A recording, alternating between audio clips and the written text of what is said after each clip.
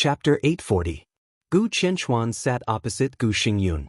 In the past 2 years, he had lost a lot of weight. His hair had turned white, and one of his sleeves was fluttering in the wind. He looked old and miserable.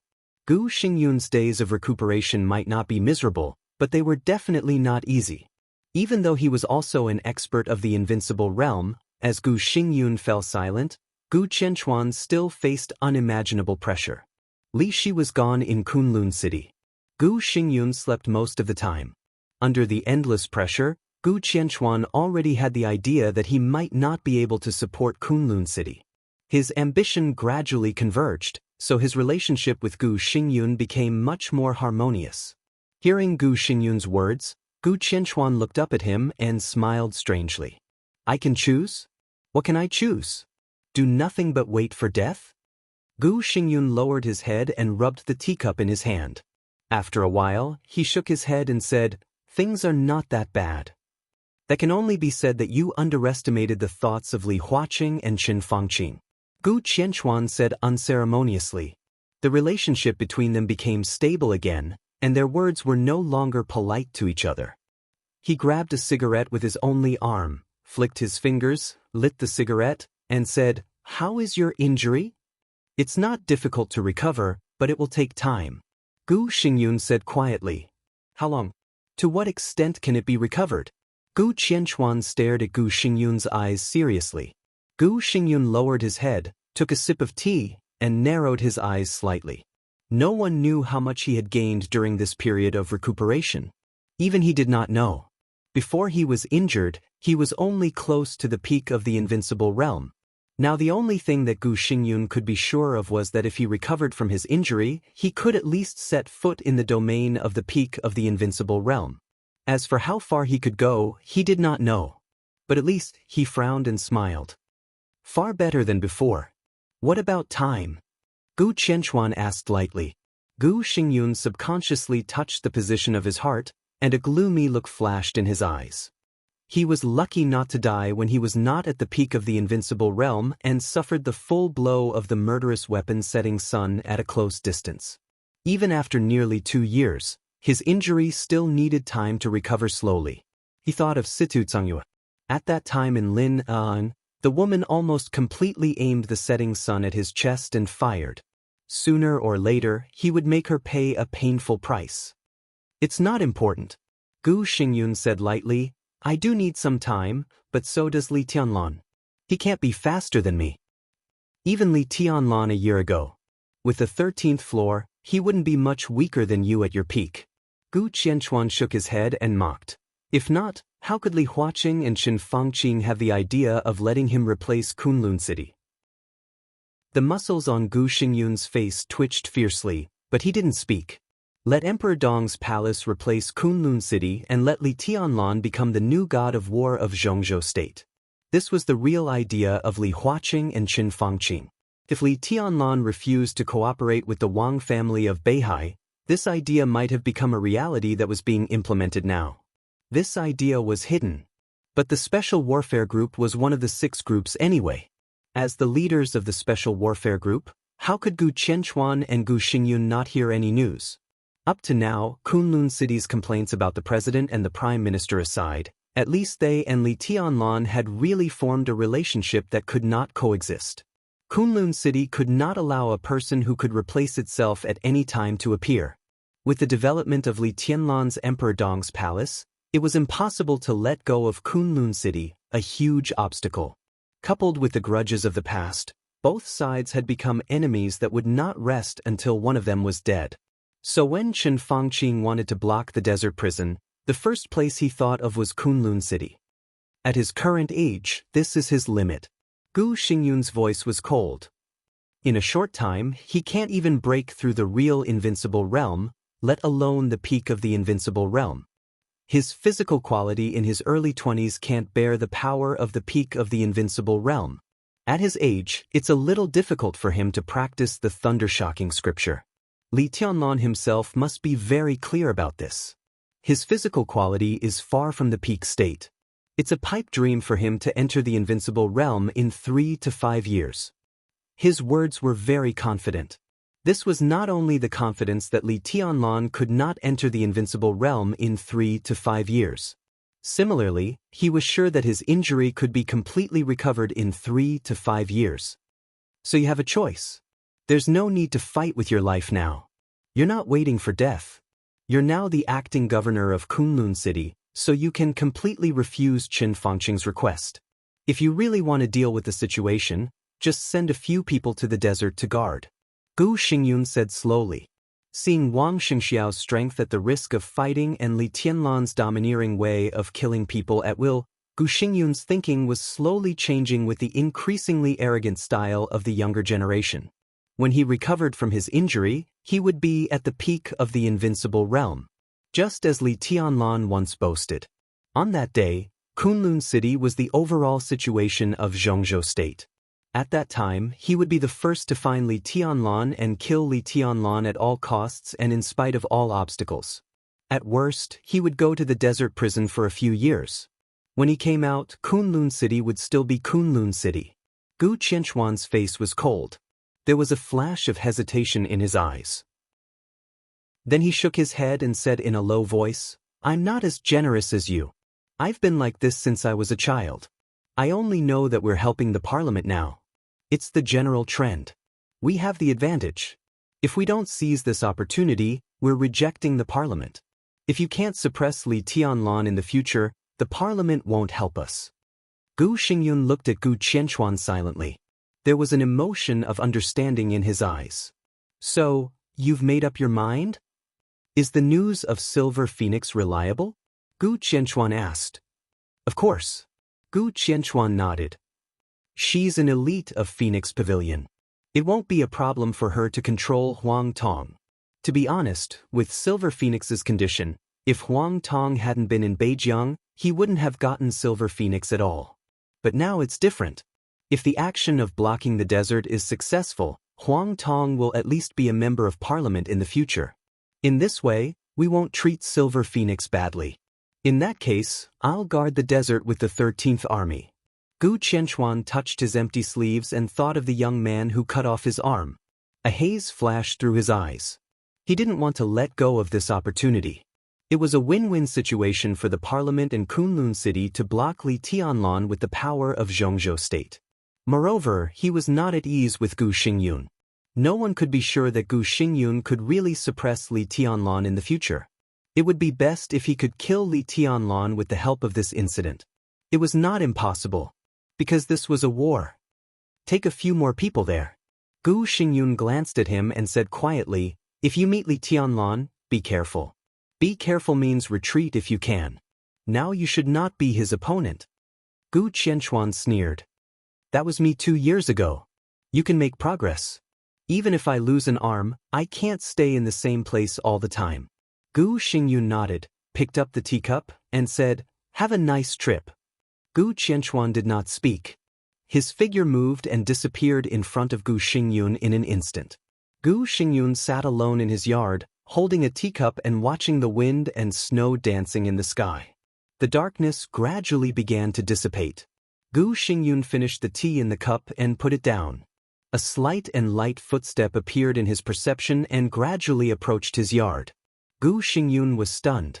A warm smile vaguely appeared at the corner of his mouth, and he sat back again. No one knocked on the door. The gate of the yard was gently pushed open from the outside. A girl in a long skirt came in. There seemed to be a fog in the yard. It was as light as sand. It was a kind of hazy and ethereal aura. Ethereal, smart, dreamy, and cold. The whole yard seemed to be in a trance with the appearance of the girl. Some people's bodies seemed to truly have immortal energy.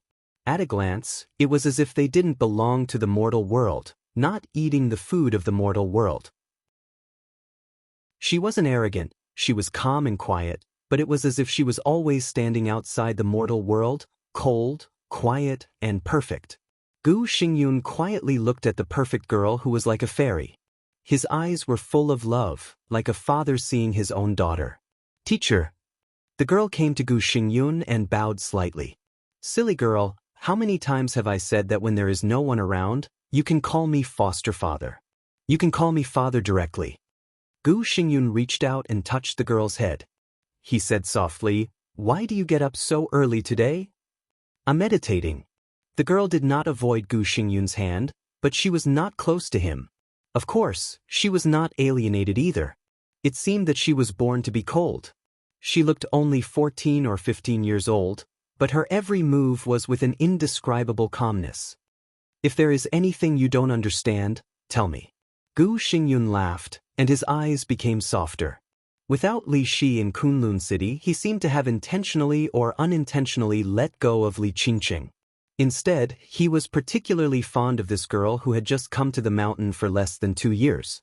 He taught her the martial arts of Kunlun City without reservation. Compared with Li Qingqing, the girl enjoyed the real princess treatment in Kunlun City.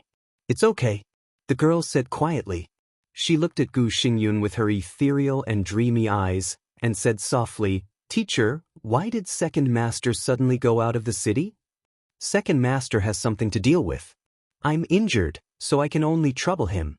The girl said yes. Looking at the falling snow in front of her, she was lost in thought. Her eyes were clear, but there was a yearning in the depths of her eyes. Gu Xingyun's heart moved slightly and he smiled softly. "Xianyan, do you also want to go out of the city and have a look?" The darkness was about to dissipate. In the morning light with falling snow, the girl named Gu Xianyan lowered her head and said softly, "I don't know." "After you go out of the city, where do you want to go and what do you want to do?" Gu Xingyun continued to ask. Gu Xianyan still shook her head and said softly, "I don't know." "Well," Gu Xingyun pondered and smiled. "Not knowing is a good thing, but also not a good thing. Since you don't know, you might as well go out and have a look. Maybe you will know what you want to do." He flicked the girl's white forehead and smiled. "After dawn, I will arrange someone to send you out. No one will stop you if you want to do anything. But you can't get tired of the people who protect you. You are the princess of Kunlun City. It's not proper to have no one following you. Do you understand?" A little joy flashed on the girl's delicate face, and she nodded hard. She looked at the gloomy sky above Kunlun City and whispered, "Teacher, it's dawn." Gu Xingyun looked at her expression and could not help laughing. He touched the teacup and whispered, "Yes, it's dawn." When it was dawn, Gu Qianxuan officially left Kunlun City. In the courtyard of Beijiang Military Region, Ouyang Pengfei left Huang Tong's office. The 43rd Army near the desert began to assemble quickly. This morning, in Kunlun City, which seemed to have been forgotten by many people, Gu Xingyun took Gu Xianyan's small hand and told her many times. He supported his unhealed body and sent her out of Kunlun City step by step. Chapter 841. The morning sun rose in the desert. The night passed completely. The 43rd Corps of Xianxia State directly took a shortcut into the desert when the sky just lit up. The 43rd Corps was not as famous as the Border Control Corps, but no matter how strong the Border Control Corps was, it was impossible to suppress the edge of all the other armies in Xianxia State. Xianxia State had millions of soldiers. Even if the 600,000 soldiers were not included in the Corps, it was still not difficult to find some battle-worthy troops. The 43rd Corps was a rapid response force stationed in Beijiang all year round. Many times, the problems it dealt with were equally sensitive. Even in the entire Xianxia State, the 43rd Corps could be said to be one of the elite armies with the most combat effectiveness. Whether in terms of personnel quality or military equipment, it could be regarded as a real ace. The most important thing was that the 43rd Corps was probably the most experienced army in the entire Xianxia State when it came to fighting in the desert environment. The 43rd Corps was the primary candidate to block the desert prison. The helicopter hovered over the desert. A large number of armored vehicles and main battle tanks advanced in a straight line in the desert. The military transport vehicles that had been specially modified to adapt to the desert environment moved majestically. The sun shone on the vast expanse of yellow sand. The army of nearly 20,000 people advanced continuously, bringing with them an indomitable aura of iron and blood. Ouyang Pengfei looked down at this scene and suddenly felt that it was a little tragic. Huang Tong had decided to completely execute the Prime Minister's order and block the desert prison at all costs. So his 43rd Corps was just a vanguard. Within 8 hours, at least 2 heavy armored corps suitable for desert combat would form a second blockade along the road of the 43rd Corps. This time, Huang Tong almost mobilized more than half of the strength of the Beijiang military region. In order to block the area within 100 miles around the prison, the Beijiang military region dispatched at least 100,000 people. The mobilization of 100,000 people, just thinking about the huge logistics transportation, was enough to let people know Huang Tong's determination. At the same time, it could also be seen that they were serious and afraid of this battle. There was nothing to fear in the desert prison. But no one dared to ignore Li Tianlan. Similarly, no one could ignore the giant group around Li Tianlan. If this was a war, the blood would be shed in the desert. But at this moment, the top management of Zhongzhou State, the Academy, the Southeast, the Crown Prince, and the 4 groups of wealthy families were also fighting. Li Tianlan was already in the teeth of the storm. Ouyang Pengfei, on the other hand, was pushed to this position. He was the vanguard in this war. If he won, he would naturally work hard and make great contributions. But what if he failed? He would probably be smashed to pieces. It couldn't quell the anger of Li Tianlan and the giant group. Ouyang Pengfei shuddered. In fact, he had never met Li Tianlan, at least not face to face. However, he had a good personal relationship with Qi Mulin. Every time he thought of Li Tianlan, he would think of the miserable end of the Qi family. And the person who had caused the tragedy of the Qi family had unconsciously become a shadow in his heart. He really didn't want to provoke Li Tianlan, but standing in this position, he had no choice. No, perhaps there was still a choice. His only choice was to go all out and lock down the desert prison. Only success was allowed, failure was not allowed. Ouyang Pengfei looked down at the military map in the cabin. On the map was the terrain of the desert with a radius of 100 miles. It was a stretch of yellow sand that was extremely flat. It was so simple and boring that it looked like a forbidden land. However, at this time, this land of danger was divided into countless pieces, marked with different colors on the map, and marked with numbers. Although this map, which had been hastily made, was crude, it was extremely effective in this kind of simple terrain. At present, our goal is the 4th zone. It's about 70 miles away from the desert prison, which is the most suitable blockade area.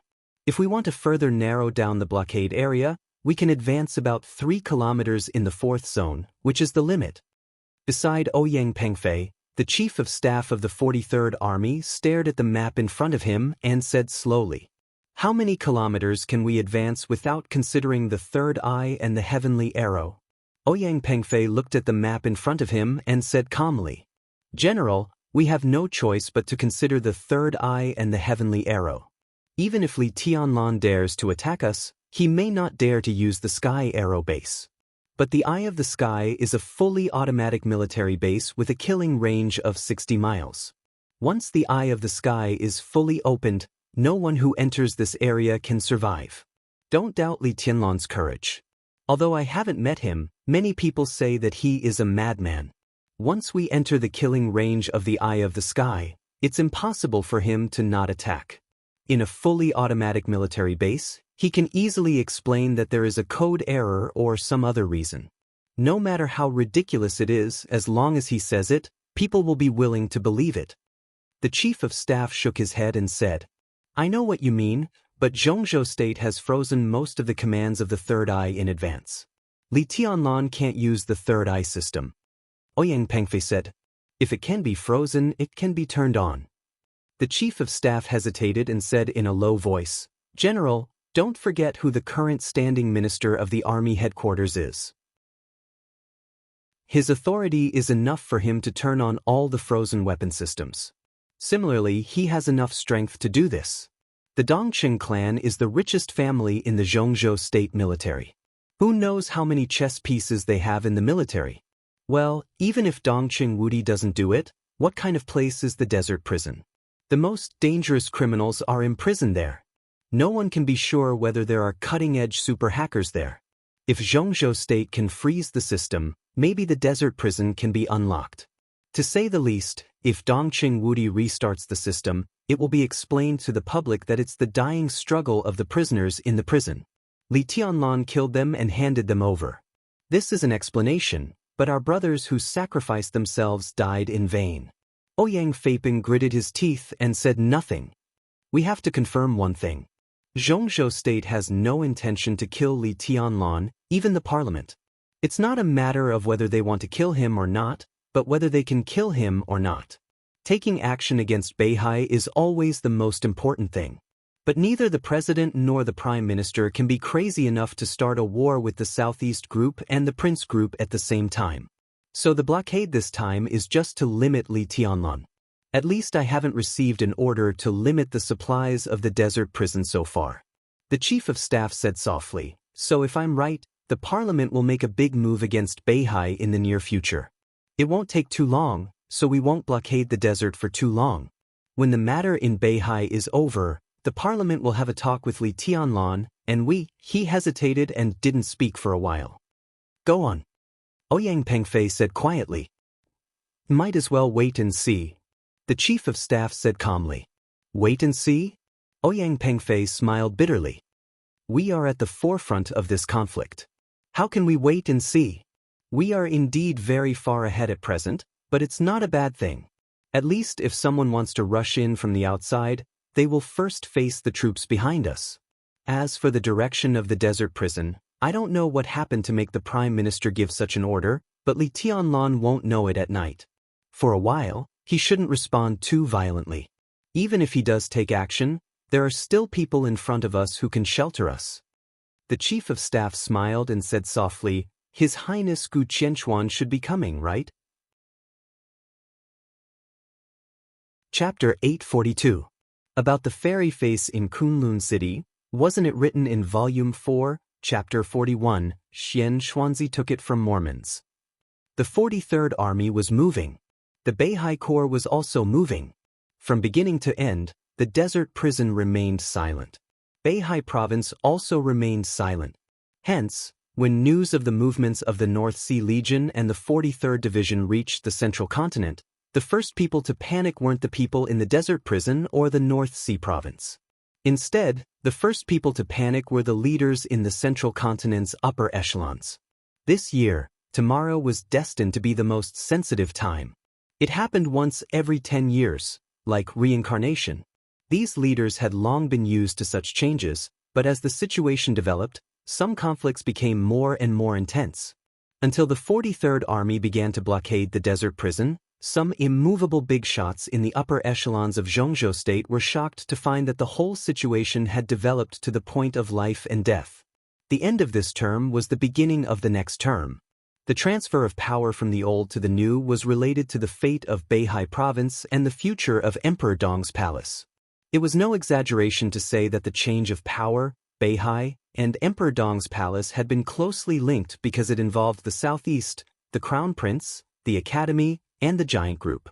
Among the 6 groups in Zhongzhou State, the 4 strongest groups were involved and became the 2 sides of the game. The Beihai Group and the Special Warfare Group also had their own space to move. All the people in Zhongzhou State who were qualified to participate in this matter had already participated. Everyone had different pursuits, but the results they hoped for were the same. Li Huaqing and Chen Fangqing might be thinking about the future of Zhongzhou State, but more people were thinking about the possible benefits in the future. The game of Beihai was the key before the change of power. If Beihai won, the Academy and the Prince Group would naturally lose a lot of strength. If Beihai lost, in the next 10 years, their power would shrink again until they completely disappeared in Zhongzhou State. Many people were silently participating and silently observing the aggressiveness of the Prince Group and the academics. Observing the compromise and retreat of the Southeast Group and the Prince Group quietly.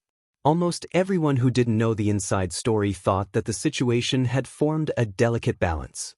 But the balance was completely broken overnight. The Beihai Corps searched the entire province. The 43rd Army directly blockaded the desert prison. If it was a game before, right now, such a direct and forceful style was almost equivalent to a war. The War of Zhongzhou State. In the hundreds of years since the founding of the country, there had been countless changes of power in Zhongzhou State, but there had never been a war. What about this time? As the actions of Xianxia state and Beihai became more and more intense, the entire Xianxia state began to get nervous. In the office of the executive minister of the army headquarters building, Dong Qingwudi smoked silently, squinting at a report from the Beijiang military region in his hand. The report was very short, and the content was even simpler. It said that the 43rd Division had joined forces with 2 other heavy armored divisions to conduct a large-scale exercise. Dong Qingwudi did not look at this kind of serious nonsense. He mainly looked at a signature below. It was Li Huaqing's personal signature. The president of Xianxia state had always been the minister of the army headquarters, but most of the time it was just a nominal title. The executive minister presided over the daily work of the army headquarters. Reports like the one in the northern borderline were usually transmitted to the executive minister first, and then continued to be reported. But this time, it was the complete opposite.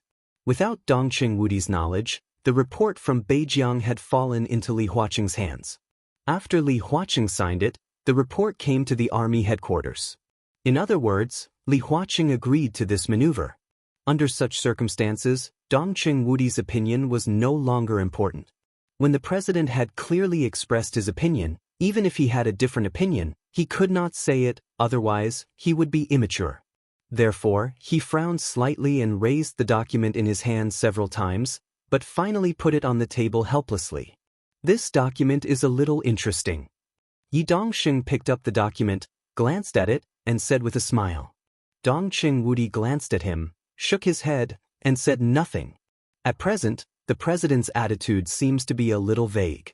Yi Dongxing looked down at the signature on the document and suddenly said, "In the general direction, his position will not change, but the prime minister is a little irrational now. He can even be said to be crazy. Naturally, the president will not accompany him to the end." Dong Qingwudi said blandly. Although Li Huaqing still signed his name on the document, the news that the president and the prime minister appeared in Dragon Lake Park at the same time last night also came out. All kinds of signs showed that the cooperation between the president and the prime minister had cracked. But no matter what, at this time, Li Huaqing would still support Qin Fangqing. "The situation is in our favor," Yi Dongxing said with certainty. Dong Qingwudi snorted softly and said with some dissatisfaction, "We still need some evidence. We just arrested him last night. Even if we interrogate him, it will take some time."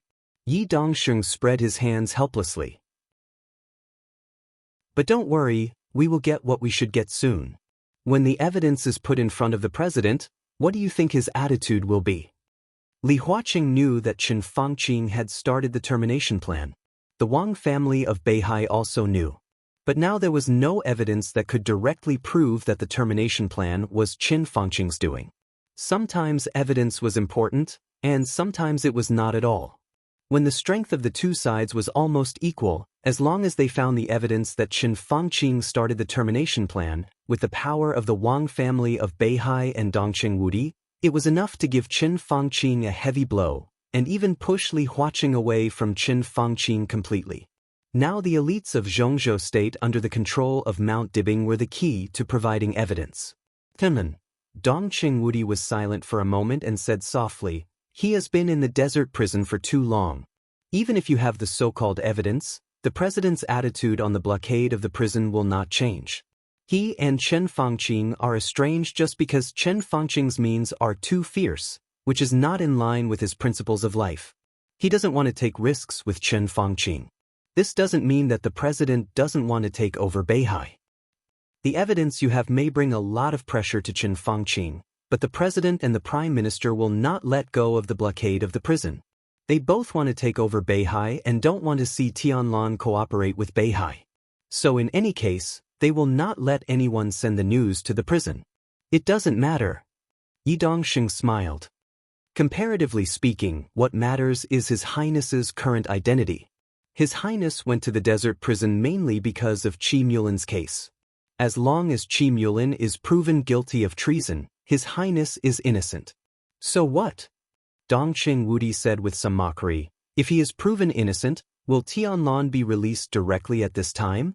If that's the case, what's the point of blockading the desert prison?" I mean, as long as His Highness is proven innocent, His Highness can do a lot of things. We will break through the blockade as soon as possible and reveal the termination plan to His Highness. The whole Beihai province is looking forward to the day when His Highness breaks through the blockade. Chapter 843. The prisoners in the desert prison were still calm. Without any information channels, they had no way of knowing what was happening in the outside world. However, the higher-ups of the prison were on high alert. The conference room that was used by Li Huaqing and Qin Fangqing as a negotiation venue was filled with people. Xiao Mahai, a few deputy wardens, the commanding officer of Sky Arrow Air Force Base, the chief of staff, a few middle-level managers of the prison were gathered together. Although there was no panic, the atmosphere in the conference room was extremely heavy. Everyone. In the heavy atmosphere, the commanding officer of Sky Arrow Air Force Base, Kong Zhe, slowly said, 5 hours ago, the Parliament unilaterally shut down all the control systems of Sky Eye Base. At the same time, they shut down the radar and positioning system of Sky Arrow Air Force Base. Most of the military equipment in the two bases are paralyzed. In this situation, if there is a serious criminal escaping, the Sky Eye Base will not be able to lock onto any target. Without the radar and positioning system, it will be difficult for Sky Arrow Air Force Base to send air forces to fight. We don't have a clear route. In the entire base, only a few top pilots can continue to operate the fighter jets. However, they can only take off and land. We can't even lock onto the target. The Parliament hasn't given any orders to the base. It's only unilateral, but it has completely paralyzed our combat power. From now on, the two military bases near the desert prison have zero combat power. We need everyone to protect the safety of the prison from now on. 4 hours ago, our logistics personnel were detained in the northern military region. Although some daily supplies were sent over, they were all sent over by the elites of the 43rd Division. As for our people, we've lost contact with them. The head of logistics had a gloomy expression. Although the prison still has power, all external communication signals have been completely blocked. We can't get in touch with the outside world.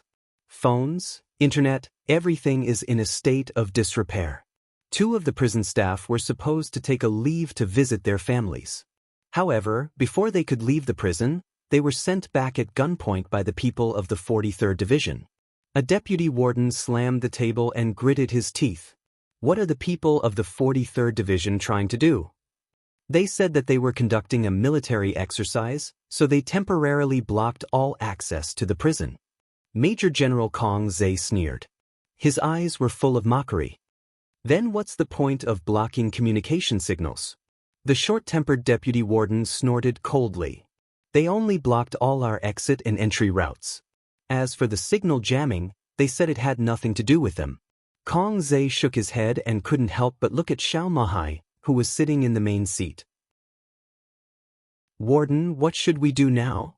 Xiao Mahai said lightly. Everyone looked at each other.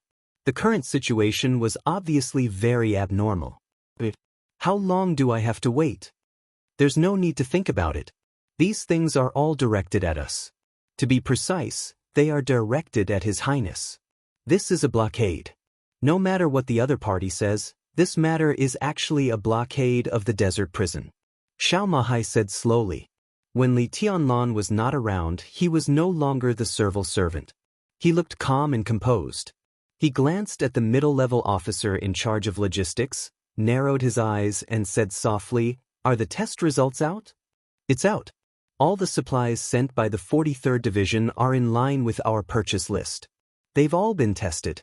Normal, no poison." The logistics supervisor nodded. Xiao Mahai nodded. "What about the ingredients for His Highness?" "All tested. Normal, no poison." The eyes of the logistics supervisor were calm and relaxed.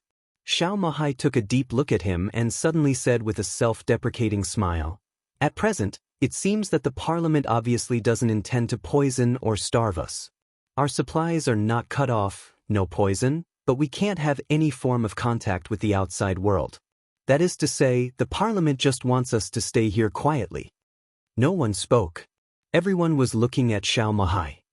There are two possibilities. First, the Parliament doesn't want His Highness to leave the prison, or doesn't want His Highness to leave the prison now. But this blockade won't last long. The cost of using tens of thousands of troops to blockade a place is too high. Using this means shows the Parliament's determination and attitude that they don't want a long-term blockade. Second, the Parliament doesn't want His Highness to know something happened in the outside world. I don't know what it is, but it should be very important to His Highness. Similarly, tens of thousands of troops can't blockade here for a long time. So this matter is only important to His Highness now. Or, they think that after a period of time, even if His Highness knows about it, it won't affect them. We don't have to think too highly of ourselves. If His Highness isn't here, the Parliament won't target the desert prison with such great fanfare. Everyone's face was still solemn. Xiao Mahai was the warden here. It was such a tough job. Before Xiao Mahai came here, he was the commander of a group army in Zhongzhou State. After he came here, those who were sent here were naturally his trusted subordinates. For example, Air Force Base Commander Kong Zhe used to be the chief of staff of Xiao Mahai's group army. Other deputy wardens and middle-level cadres were also Xiao Mahai's trusted subordinates. Xiao Mahai had long been labeled as a member of the giant group. It could be said that he was the person closest to Li Tianlan. Now such a thing suddenly happened in the outside world. This showed that the situation outside had reached the most sensitive time. No one knew what was being blocked this time. But if the blockade was successful, Li Tianlan was destined to stay in the desert prison for the rest of his life, and they would not have a good end either. If the blockade failed, Xiao Mahai would have a meteoric rise, and all of them would also have a very good future. Everyone was nervous and a little excited. "Commander, give the order." Kong Zhe suddenly stood up, looked at Xiao Mahai, and said in a deep voice. At this moment, he subconsciously used the title he used in the group army. Xiao Mahai took a deep look at him and laughed. "I don't know what they are blocking, or they don't want His Highness to leave. But I'm sure that if this is a war and the 43rd Army is the enemy, the more they don't want us to do something, the more we have to try to do it. If they want to block His Highness, we will make a way for him. We will open a path for His Highness. If they want to suppress the news, we must know what they are suppressing." Xiao Mahai stood up and said calmly, "I'm going to try the strength of the blockade of the 43rd Army." Everyone stood up all of a sudden. Was Xiao Mahai going to break out of the blockade alone and see outside? "Commander." A deputy warden was silent for a while and said carefully, "Although we can't see His Highness now, should we tell Madam about this?" Xiao Mahai looked down at his watch and shook his head. "Madam is still resting." No. The door of the conference room. It was suddenly pushed open. Xiao Qing, who was like a beautiful scenery in the prison, trotted in and shouted, "Dad, Madam wants you to go to her now." Xiao Mahai's body stopped, and then he turned and walked out of the conference room without hesitation. Everyone in the conference room looked at each other and finally sat down. Xiao Mahai came to Li Tianlan and Qin Weibai's dormitory as fast as he could.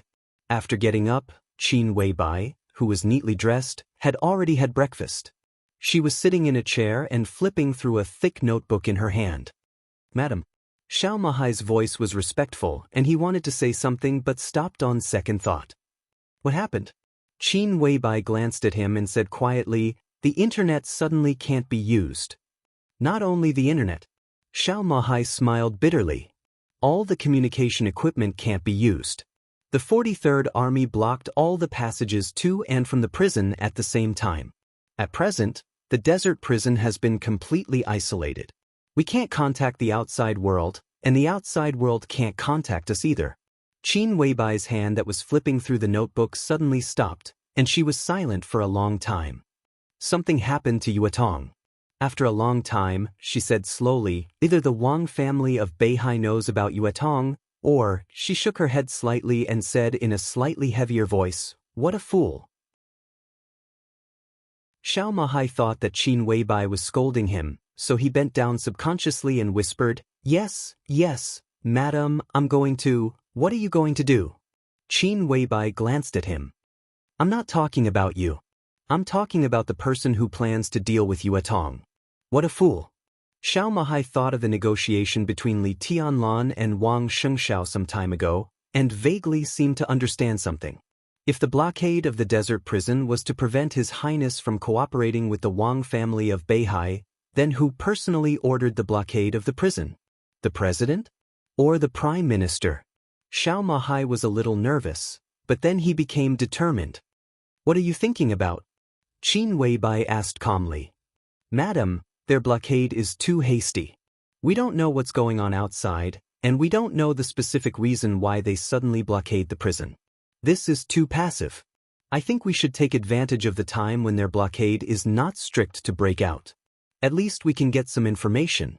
Xiao Mahai whispered, I want to go and have a look. Qin Weibai raised her head, looked at Xiao Mahai seriously and asked, Do you know the consequences of doing this? Xiao Mahai was stunned and said blankly, I haven't thought about it. Once you fail to break out, you will be 100% accused of treason, and then you may not come back. Qin Weibai said lightly. Xiao Mahai was silent for a long time, and then said sullenly, At least it's better than doing nothing. Qin Weibai lowered her head, looked at the notebook in her hand and said softly, It's okay. Xiao Mahai narrowed his eyes and did not speak. Qin Weibai did not speak either. Her eyes were fixed on the page of the notebook, on the last paragraph of the page. In October of the same year, Jiang Qiansong and his brothers died in South Africa, and the legend of Qin disappeared. In February of the next year, the East Emperor's guards came out and killed 3 invincible realm experts, shocking the world. The guards stood in front of the East Emperor Palace for 2 years, accompanied them day and night, and finally died in Beihai. The first and only guard of the East Emperor Palace. His code name is Ruthless. Chapter 844. Xiao Mahai waited for a long time. Qin Weibai didn't say anything. The prison seemed to be facing a formidable enemy, and the whole Zhongzhou state was nervous. It seemed to end with her words. Xiao Mahai thought about it many times, but he couldn't figure out what it meant. Did it mean that nothing would happen to the prison? Or that nothing would happen to the outside world? Or was it something else? Xiao Mahai wanted to say something but stopped on second thought. He was actually a little afraid of Qin Weibai, or not exactly afraid. But in front of her, he always had a kind of uneasiness that he couldn't describe. Qin Weibai was not an easy person to get along with. She and Li Tianlan both looked very quiet. But Li Tianlan was purely quiet. And Qin Weibai's silence had a kind of indescribable indifference and arrogance. No matter where she was, what she did, and what posture she had a kind of unattainable calmness and coldness. This kind of sharpness that was enough to make most people shrink back might only be restrained when she was around Li Tianlan. When Xiao Mahai was alone with her, his posture was even more respectful than when he was with Li Tianlan. Do what you have to do. Qin Weibai turned a page of the notebook. She didn't look up, but said quietly, Okay. Xiao Mahai nodded and turned to leave. He didn't react until he was out of the door. What he had to do? Serving Li Tianlan was his biggest responsibility. But he hadn't seen Li Tianlan for nearly 2 months. Li Tianlan was now raising his sword. The area where he raised his sword had been completely regarded as a forbidden area of the prison. Qin Weibai personally sent his 3 meals every day. What else should he do? Xiao Mahai shook his head fiercely. His mind was a little confused. He walked back to the conference room in a daze, sat in his seat, and didn't speak for a while. Everyone in the conference room was looking at him with concern. No one here knew Qin Weibai. But almost everyone had heard of the legend of this goddess. Compared to them, and even compared to Li Tianlan, she was the one who truly stood at the top. Whether it was before or now, everyone wanted to hear the goddess's opinion on the current situation. Corps Commander. Kong Zhe waited for a while and finally couldn't help but call out. Xiao Mahai's voice was a little erratic. What did Madam say? Kong Zhe was a little nervous. Madam, Xiao Mahai hesitated for a moment and smiled bitterly. Madam said it's fine. She asked me to do what I should do. Kong Zhe was stunned and asked subconsciously, Then what do you want to do? Xiao Mahai's mind went silent for a moment. He immediately understood. Qin Weibai asked him to do what he should do. At a time like this, what he should do wasn't important. What was important was what he wanted to do. Before he went to see Qin Weibai, he decided to break through the blockade outside the prison by himself. That was what he should be doing right now. Xiao Mahai suddenly stood up. Kong Zhe was startled. She looked at him cautiously. "What's the situation outside?" Xiao Mahai asked in a deep voice. An hour ago, in addition to the 43rd Army, the Beijiang military region also used 2 heavy armored regiments. At present, more than half of the military strength has appeared near the prison, and the number has exceeded 40,000. In addition, Gu Qianchuan, the acting governor of Kunlun City, appeared in the station of the 43rd Army. It seems that the Beijiang military region intends to completely block us at all costs. According to their actions, it is estimated that in another 8 hours, the desert prison will become a real isolated island. At that time, even a fly can't fly out. Kong Zhe took a deep breath and said in a gloomy tone, all the communication within the prison had failed. The message could only be transmitted by the most primitive means. The station area of the 43rd Army was 60 miles away from the prison, which was the front line. The people they sent out must be close to the front line, then run back to report the news, and then run back again, back and forth. The news, he said, was the latest situation that came an hour ago. Gu Qianchuan, 40,000 people, 8 hours. Xiao Mahai narrowed his eyes tightly and muttered to himself.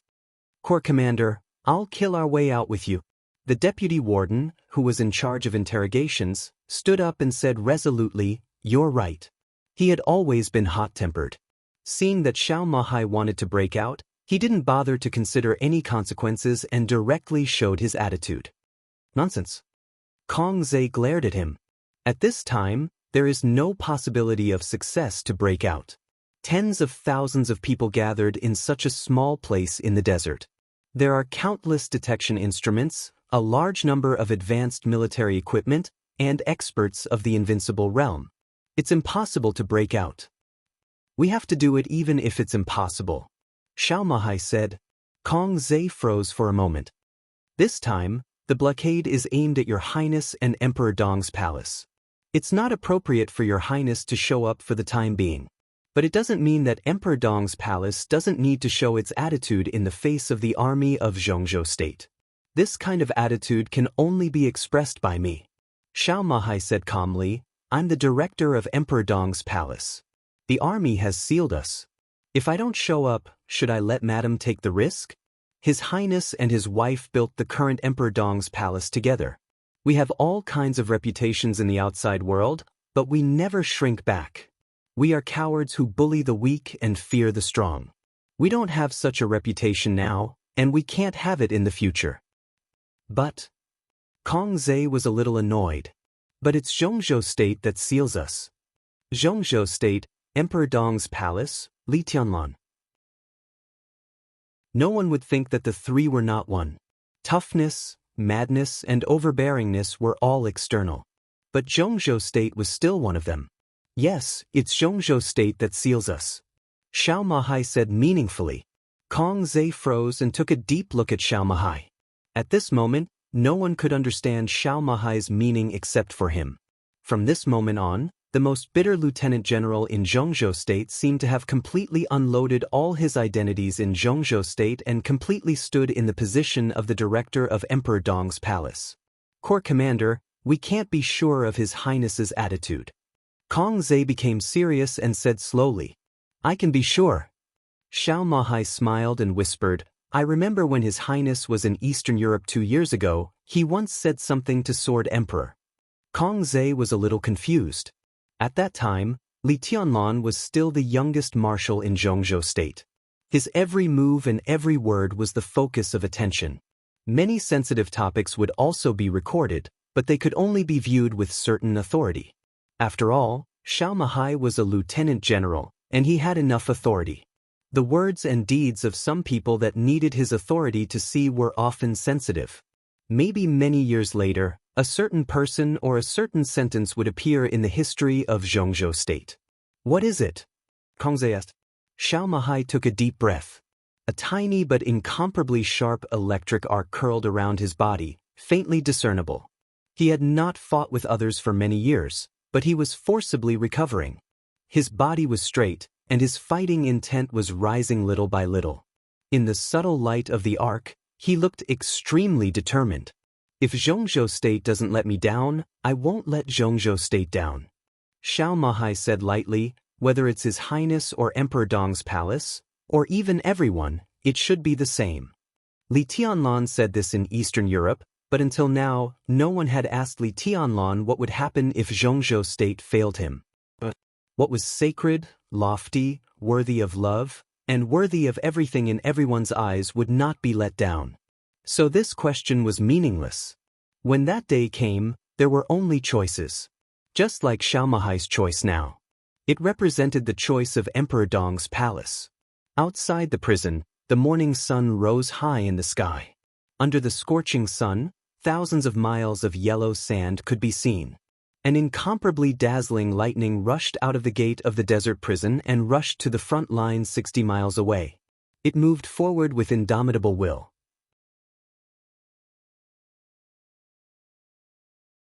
Chapter 845. Qin Weibai stood in front of the window, quietly watching the bolt of lightning that rushed out of the prison gate disappear from sight. Then countless people in the prison were busy. A few technicians went to the Sky Eye base, trying to restart the weapon system there. This fully automatic weapon system was set up in the desert, so the firepower was extremely violent. Even an expert at the peak of the invincible realm couldn't survive such dense firepower. As long as they broke through the remote blockade of Zhongzhou State and reactivated the system, they at least had a bargaining chip with the 43rd Army. Kong Zhe returned to the Sky Eye base, planning to restore the combat effectiveness of the Air Force as much as possible in the most primitive way. The others were still in the conference room, discussing how to deal with the current situation. In any case, everyone in the prison was already on the same boat with Li Tianlan. If Li Tianlan didn't come out for the time being, they had to do their best to try to solve the current problem. Qin Weibai turned back to the table and poured herself a glass of water. Her perfect and delicate face looked quiet and soft, without any tension or solemnity. The army was gathering dozens of miles away. The blockade had been fully spread out in the desert. But it was just a blockade. What Chen Fangqing wanted most was Beihai. At this time, he couldn't kill Li Tianlan. He couldn't kill him, and he didn't dare to. Killing Li Tianlan and destroying Beihai meant a full-scale war in Zhongzhou State. That was a real war. If Li Tianlan died in Chen Fangqing's hands, Dongqing Wudi would definitely have the courage, reason, and strength to launch a real war. Naturally, the Southeast Group would not sit still.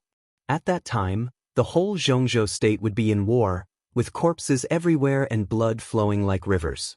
Zhongzhou State's international status would plummet. Even if Chen Fangqing was really crazy, he wouldn't take such a risk.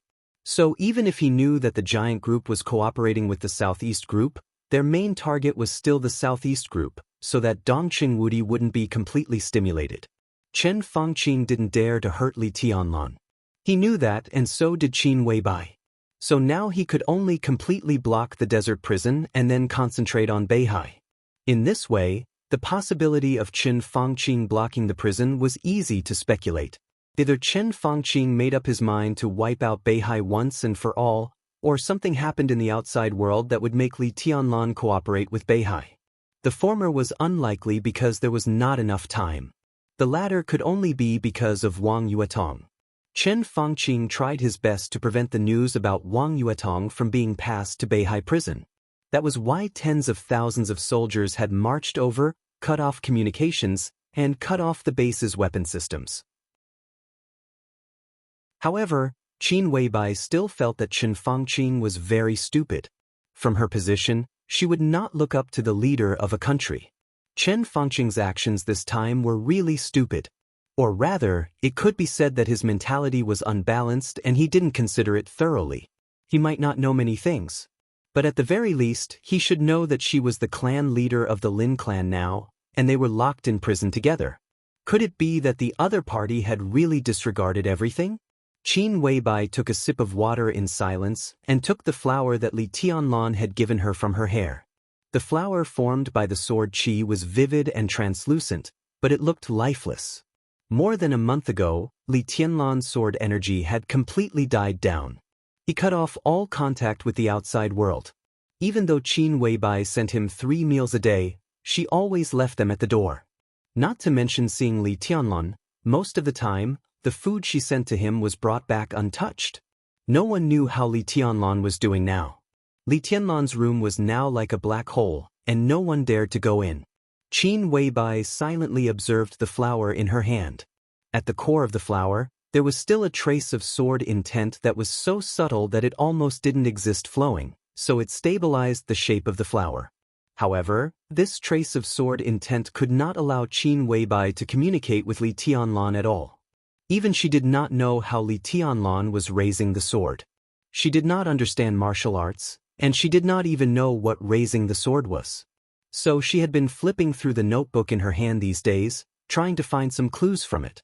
Today, she just turned to the page of ruthlessness. It happened to be when Xiao Mahai came in to find her.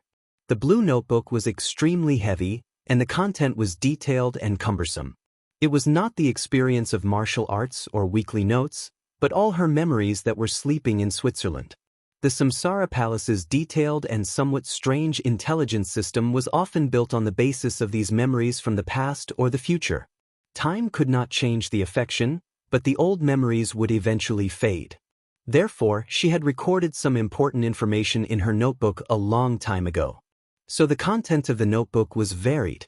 Some were like stories, some were like narratives, and some were like specific words, which looked extremely messy. Qin Weibai's eyes fell on the sentence about ruthlessness. The guard stood in front of the East Emperor Palace for 2 years, accompanying him day and night. For 2 years, he accompanied him day and night, standing in front of the palace. Qin Weibai looked at it for a long time. She thought about it, found a pen in the room, hesitated for a while, and finally finished the story. No one's memory was omniscient and omnipotent. She still had things she did not know. For example, Qin Weibai only knew things after she became the patriarch of the Lin clan. The East Emperor in the notebook was invincible and unparalleled in the world. In that era that belonged to him, no one was qualified to be his personal guard. So he only had one guard, codename Ruthless. Qin Weibai calmly wrote 3 lines of small words in the notebook. Beihai Wuyo. Xinyuan Wuyo. The East Emperor Ruthless. The story was complete. She put the notebook away, opened the door, and slowly walked out of the prison gate. The scorching sun shone in the desert, which seemed to reflect the light. The whole world was extremely bright.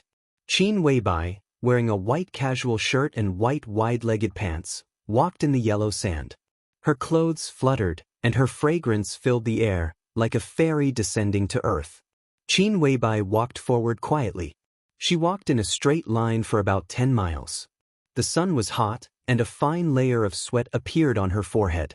She raised her hand to wipe the sweat, and gently picked the sword energy flower Li Tianlan gave her.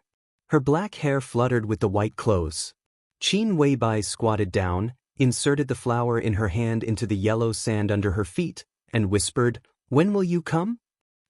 When noon was approaching, the helicopter from Yuzhou flew over Xinyuan City and finally landed slowly in front of the City Hall building of Xinyuan City. This was the youngest city in Tiannan, but it had a completely different atmosphere from the other cities. There were flower beds, fountains, clean and tidy stone roads, and green grass. People were coming and going in front of the City Hall, but there was a faint sense of order. Overall, there was not the slightest bit of noise. Instead, it was somewhat quiet. Ning Qianxing's back was to the white building of the City Hall. Watching the helicopter land, he walked a few steps quickly and smiled softly. "Welcome to Xinyuan City, Marshal Yi." Yi Dongxing, who walked out of the helicopter, shook hands with Ning Qianxing warmly. He glanced around and laughed heartily. "Xinyuan City is beautiful. Mayor Ning, you're young and promising." "You flatter me, Marshal Yi." Ning Qianxing asked calmly, "Do you think I should eat first or report to you first?" "There's no need to report." Yi Dongxing waved his hand. "There is a tacit understanding between Xinyuan City and the parliament. This tacit understanding will not change in the past and will not change in the future. I came here on a whim and wanted to take a look and tell you a piece of news by the way. Ning Qianqing glanced at him and nodded. In that case, get in my car. Let's go back and talk. I've already informed Baidian. Let's have a small meeting. Not here. Yi Dongsheng glanced at the beautiful city hall with a playful look. Not here. Let's go back to the headquarters. Ning Qianqing shook his head. He had just had a morning meeting with the chief judge of Xianyuan City and the relevant personnel here. Xianyuan City was on the right track, but the law was still being perfected. Tianan was a chaotic place where wars and conflicts never stopped. Under such circumstances, the rapidly developing Xianyuan City had become the target of settlement for almost everyone in Tianan. The population of Xianyuan City had been increasing. As of last month, the population of Xianyuan City had exceeded 600,000. In addition, they received a steady stream of settlement applications every day. Under such circumstances, a set of effective and clear legal provisions was what Xianyuan City needed most, because it represented the real order on the surface. Yi Dongsheng took a deep look at Ning Qianqing and said nothing. He followed Ning Qianqing into the black Volkswagen parked in front of the city hall. The headquarters that Ning Qianqing mentioned was, of course, the headquarters of Emperor Dong's palace. The headquarters was built on the edge of Xianyuan City. It was originally a large farm. After the renovation, it had been brand new.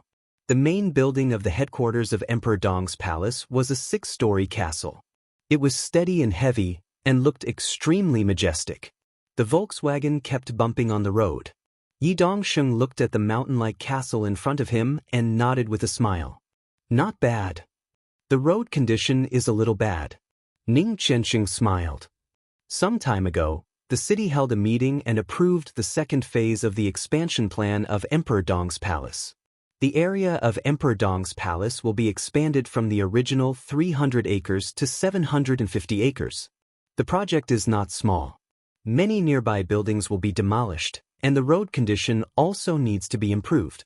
The area we are now in is basically a large construction site. It will be much better if we go forward.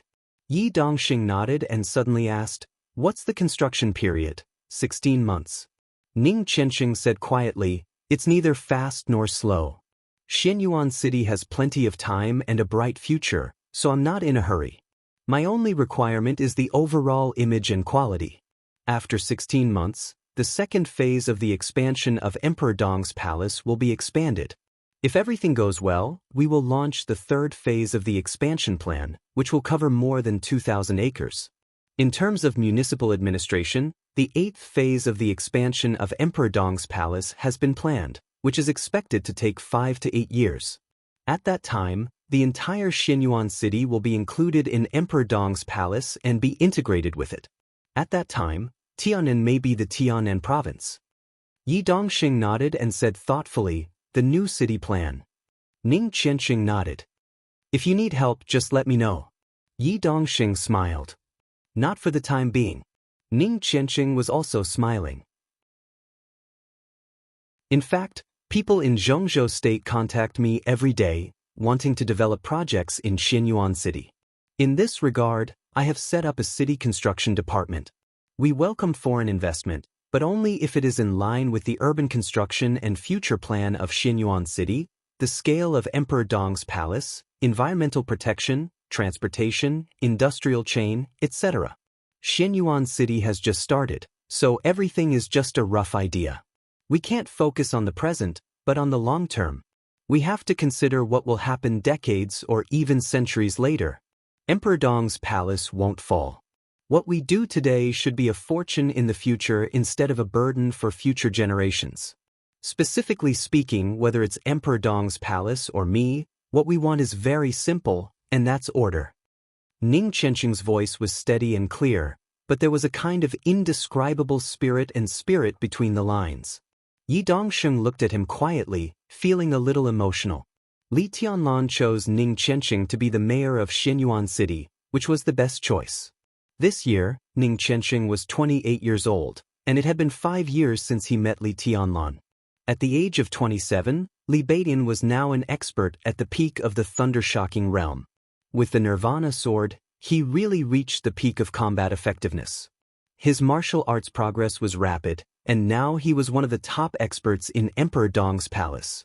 Yi Huayu, who had been following Li Baitian closely, also entered the thundershocking realm a few months ago.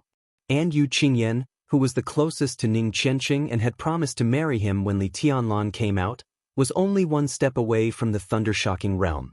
Ning Qianqing was still at the peak of the fire-flaming realm.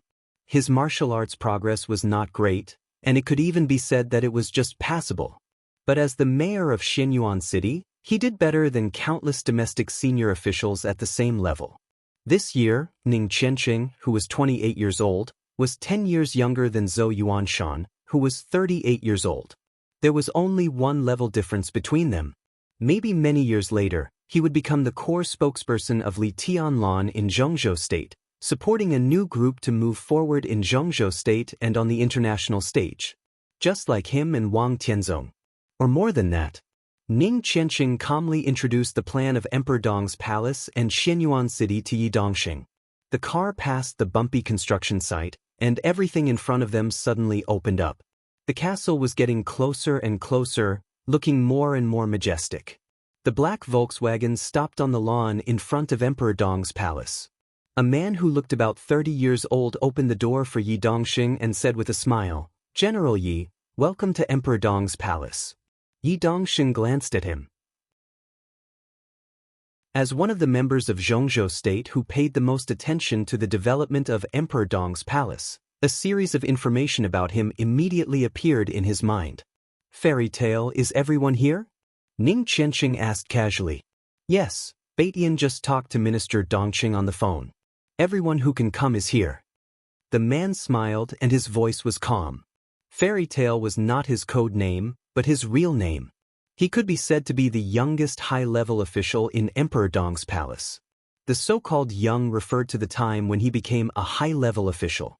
Fairy tale himself was also one of the graduates of the two academies in the previous batch. He graduated from the Deep Sea Academy and ranked very high in the Deep Sea Academy. During the final maneuver of the two academies, his team was broken up by Jiang Shangyu's 3,000 World.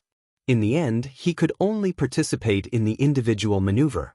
After the final maneuver, he, who had a lot of invitations in hand, finally applied to join Emperor Dong's palace and came to Tiannan with the first batch of elites of the two academies. He officially entered the thundershocking realm half a year ago. After many inspections of him and his family, Emperor Dong's palace decided to upgrade his authority. Fairy Tale was the youngest high-level official, but among the high-level officials of Emperor Dong's palace, he was relatively old.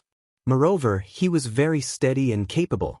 At present, he looked like a chief steward in Emperor Dong's palace, responsible for the daily operation of Emperor Dong's palace.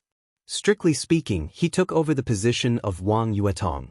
However, Li Tianlan had not returned to Emperor Dong's palace, so now the power distribution inside Emperor Dong's palace was vague.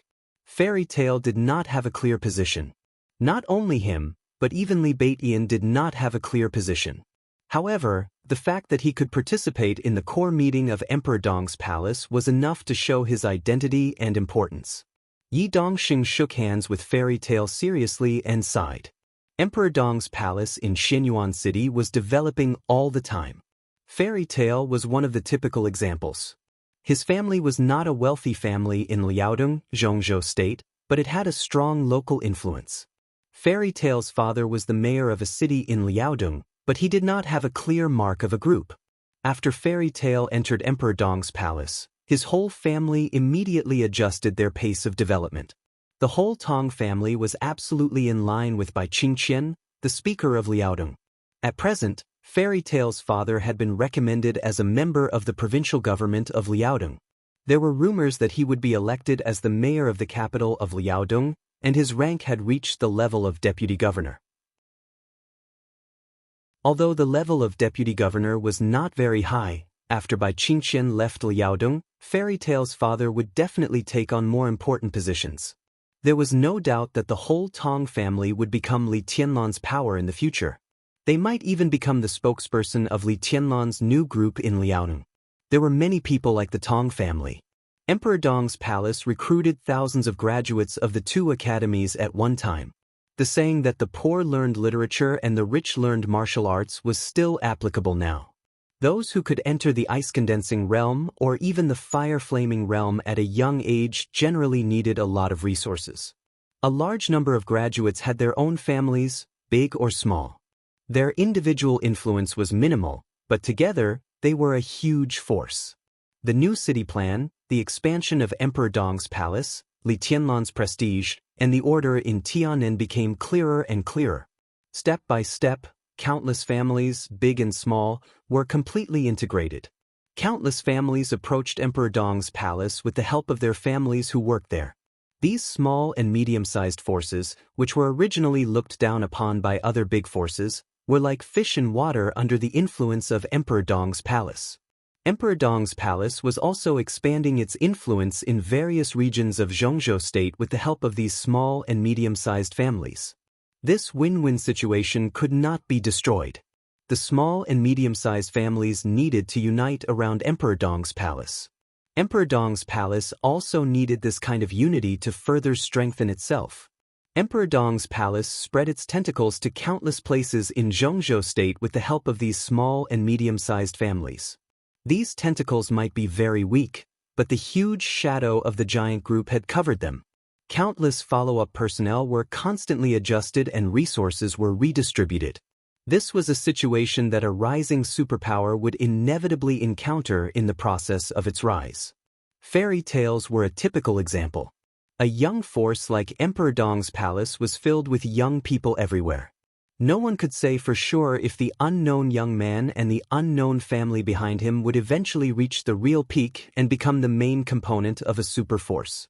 Most importantly, next year, this year's graduates of the two academies would graduate again.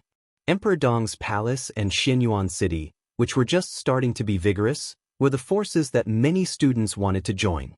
In this sensitive period, if everything went well, Li Tianlan's position in Xianxia state would become more important. If there were no accidents, most of this year's graduates and valuable elites would be recruited by Emperor Dong's palace. This kind of explosive development was enough to make everyone tremble in fear. Yi Dongxing walked into the castle thoughtfully. The inside of the castle was huge and magnificent. The castle had 6 floors and thousands of rooms. The main body of Emperor Dong's palace was running effectively inside. Yi Dongxing quietly watched the people coming and going in front of him. He could even clearly feel the rigor and efficiency. That's it for now. The follow-up needs a lot of improvement. It looks a little messy. Sorry to embarrass myself in front of you, Commander Yi. Ning Qianqing said with a smile. There was some pride in his eyes.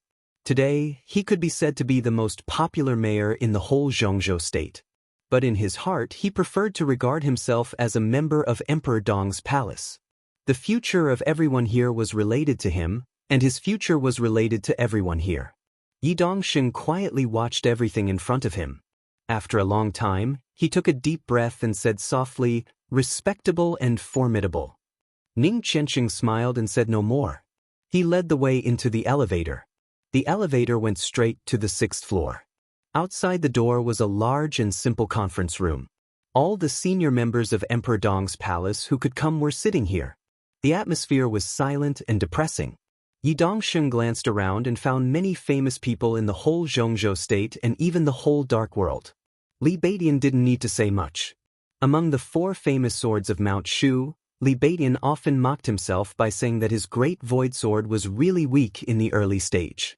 After entering the thunder-shocking realm, Li Baidian's great void sword intent became more elusive and unpredictable, and his sword energy was treacherous. It could completely match an expert of the half-step invincible realm. Among the young people of Xianxia state, the most dazzling were undoubtedly Li Tianlan and Wang Xingxiao. The second was the low-key and unpredictable Jiang Shangyu. The third was Li Baidian. Gu Hanshan, the young master of Kunlun City, seemed to be completely silent after the maneuver of the 2 academies. Li Baidian had become a typical example of a latecomer catching up. The potential he showed made everyone look forward to it. Many people even asserted that his future achievements would surpass Wei Kunlun, the first senior brother of Mount Shu. He could even keep up with Li Tianlan and move forward with Li Tianlan. Sitting next to Li Beitin was Lin Yuxian, the commander of the Nightmare Army. He was the only high-level official with a clear position in Emperor Dong's palace, a real major general specially approved by Zhongzhou state. Currently, the main military forces of Emperor Dong's palace were two small troops. The Nightmare Army was one of them, and it was also the sharpest sword of Emperor Dong's palace. It was mainly responsible for external battles. The situation in Tianan was complicated. The Burning Legion, the Purgatory of Heaven capital, and various other forces were mixed together, and there was constant friction. The Nightmare Army was the main fighting force. Xianyuan City had been established for more than a year, and now the Nightmare Army, which had less than 2,000 people, had made outstanding military achievements. Few people could be sure of what Lin Yuxian was thinking. According to the rules of the Lin clan, from the moment he entered Emperor Dong's palace, he had withdrawn from the direct line of the Lin clan, given up his identity as the heir, and formed a branch of his own. Yi Dongxing had vaguely heard some rumors. It was said that Lin Yuxian's Nightmare Army was just a starting point, and it was also a team lent to him by Li Tianlan. Li Honghe died, and Li Guangtu was neither close nor distant. Li Tianlan's Emperor Dong's palace was destined to be Emperor Dong's palace. Therefore, the heir of the Lin clan planned to rebuild Zhuanyuantai of Zhongzhou state with Li Tianlan's full support. Therefore, the cooperation between the two was unbreakable. If this rumor was true, Kunlun City would definitely make an extremely fierce reaction. But Lin Yuxian was also not to be trifled with. Although he rarely fought, many facts had proven that in terms of martial arts, he was even stronger than Li Beitin. If such a figure wanted to rebuild Zhuanyuantai, even if he was so low-key that he almost had no sense of existence, his every move was also a figure that could provoke Kunlun City and even Zhongzhou state. Beside Lin Yuxian sat a little giant who was mighty but looked very simple and honest. With a height of more than 2 meters, he was majestic and broad, and his every move seemed to carry explosive power. When he saw Yi Dongxing's eyes sweeping over, his thick arm moved as if he wanted to raise his hand to salute, but in the end he put his arm back. Yi Dongxing narrowed his eyes and smiled without saying anything. This giant was the leader of another army in Xianyuan City. In addition to the Nightmare Army, there was another army in Emperor Dong's palace called the Praetorian Guard. The Nightmare Army was responsible for external combat, and the Praetorian Guard was responsible for internal defense. The commander of the Praetorian Guard was Jade Pool's first disciple, Su Chu, a real powerhouse. Now he was also at the peak of the thunder-shocking realm, but in terms of strength alone, he could completely crush most of the half-step invincible realm experts. In Tianan, Su Chu was just in charge of defense, but he was also famous for his fighting prowess. Beside Su Chu sat a slender woman. She looked to be in her 30s. She had short hair and was charming and beautiful, but also as sharp as a knife. Sitting beside Su Chu, she looked extremely petite, but her aura seemed to completely suppress Su Chu. Among the several young people in Emperor Dong's palace whose future was worth people's expectations, this might be the only one who had really reached the half-step invincible realm, and was only one step away from the combat capability of the invincible realm. There was a complicated look in Yi Dongxing's eyes. Seeing her might remind him of the biggest traitor of the Wang family of Beihai. Now the woman in front of him was no longer as famous as Wang Xiaoyao, but she could still be regarded as a top expert in Emperor Dong's palace and even in Zhongzhou state. She was the woman who had refused several invitations from Situ Tsangyue and Tribulation. She was the deputy commander of the Praetorian Guard in Emperor Dong's palace, the real leader, and the current eldest daughter of the Bai family in Yuzhou, Bai Yuming. She was the daughter of Bai Qingqiao and the niece of Bai Qingqian.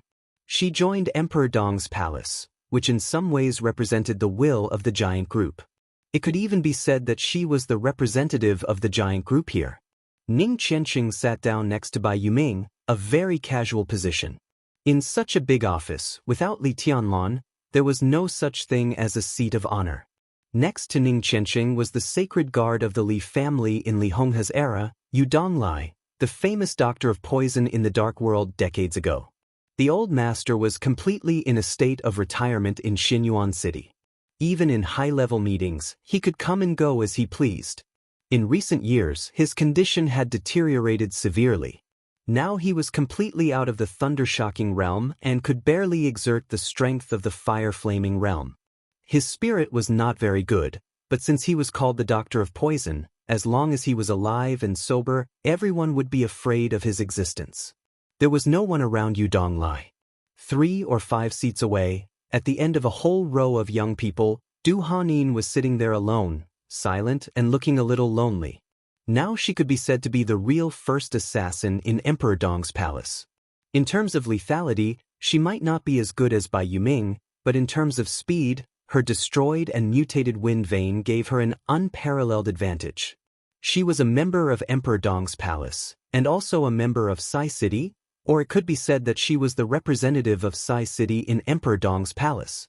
Yi Dongxing had learned about Du Hanin's past. During the difficult time when her wind vein was completely destroyed by someone with hatred, in order to survive in the Sky Academy and keep a glimmer of hope of revenge, this young lady, who used to be a prominent family, sacrificed too many unimaginable things for ordinary people. For example, body.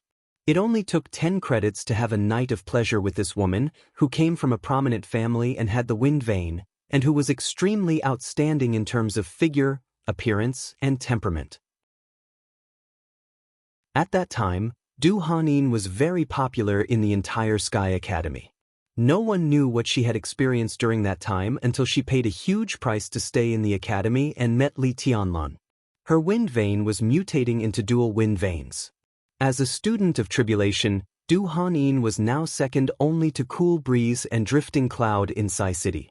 She was the elusive first assassin in Emperor Dong's palace. A real assassin seemed to be always alone. She had no friends and was not close to anyone. She always sat alone in a corner, silent and meditating. Yi Dongxing glanced at Du Hanin thoughtfully. No one knew what he thought of. His eyes flickered, and finally he shook his head. The young high-level officials sat in a row. Sitting opposite several young people at the long conference table were Eagle King, Tianin, and other old people of the Li family. Some of them came from the purgatory of Heaven Capital. It was a betrayal but a return. This group of old people only recognized Li Honghe. After Li Honghe died, they only recognized Li Tianlan.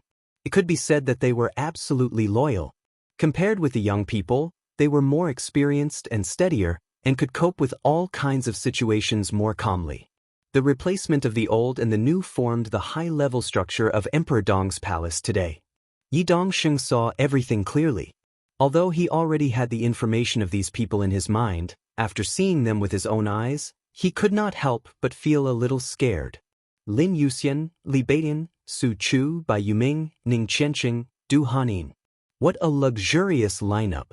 Among these people, except for Ning Qianqing, everyone had the hope of breaking through to the invincible realm. Lin Yuxian and Li Beidian would have no problem breaking through to the invincible realm. The only thing they needed was time. Su Chu, Bai Yuming, and Du Hanin might not be as good, but everyone's future goal was at least the peak of the invincible realm. And Li Tianlan. And Dongcheng Rushi, who was still in a coma. If Tribulation, who was seriously injured, and Sidu Tangyue, Yi Dongxing's mouth could not help but twitch. He suddenly found that although Emperor Dong's palace still needed time, so far, it had grown to a point where everyone had to face it seriously. For the current Wang family of Beihai, without Wang Tianzong, Emperor Dong's palace was qualified to be the opponent of the Wang family of Beihai. And Emperor Dong's palace was still growing and strengthening. Their leader was very young, and so was the new generation of high-level officials. Moreover, they had the absolute cohesion and strong aggressiveness common to new forces. As long as Li Tianlan was still there, as long as Emperor Dong's palace was still there was no need to care whether Emperor Dong's palace was the most powerful or not. Because as long as it was there, it would continuously attract all kinds of talents to take root in Xianyuan City. The new city plan of Emperor Dong's palace would include the entire Xianyuan City and turn Tianan into a province with it as the core.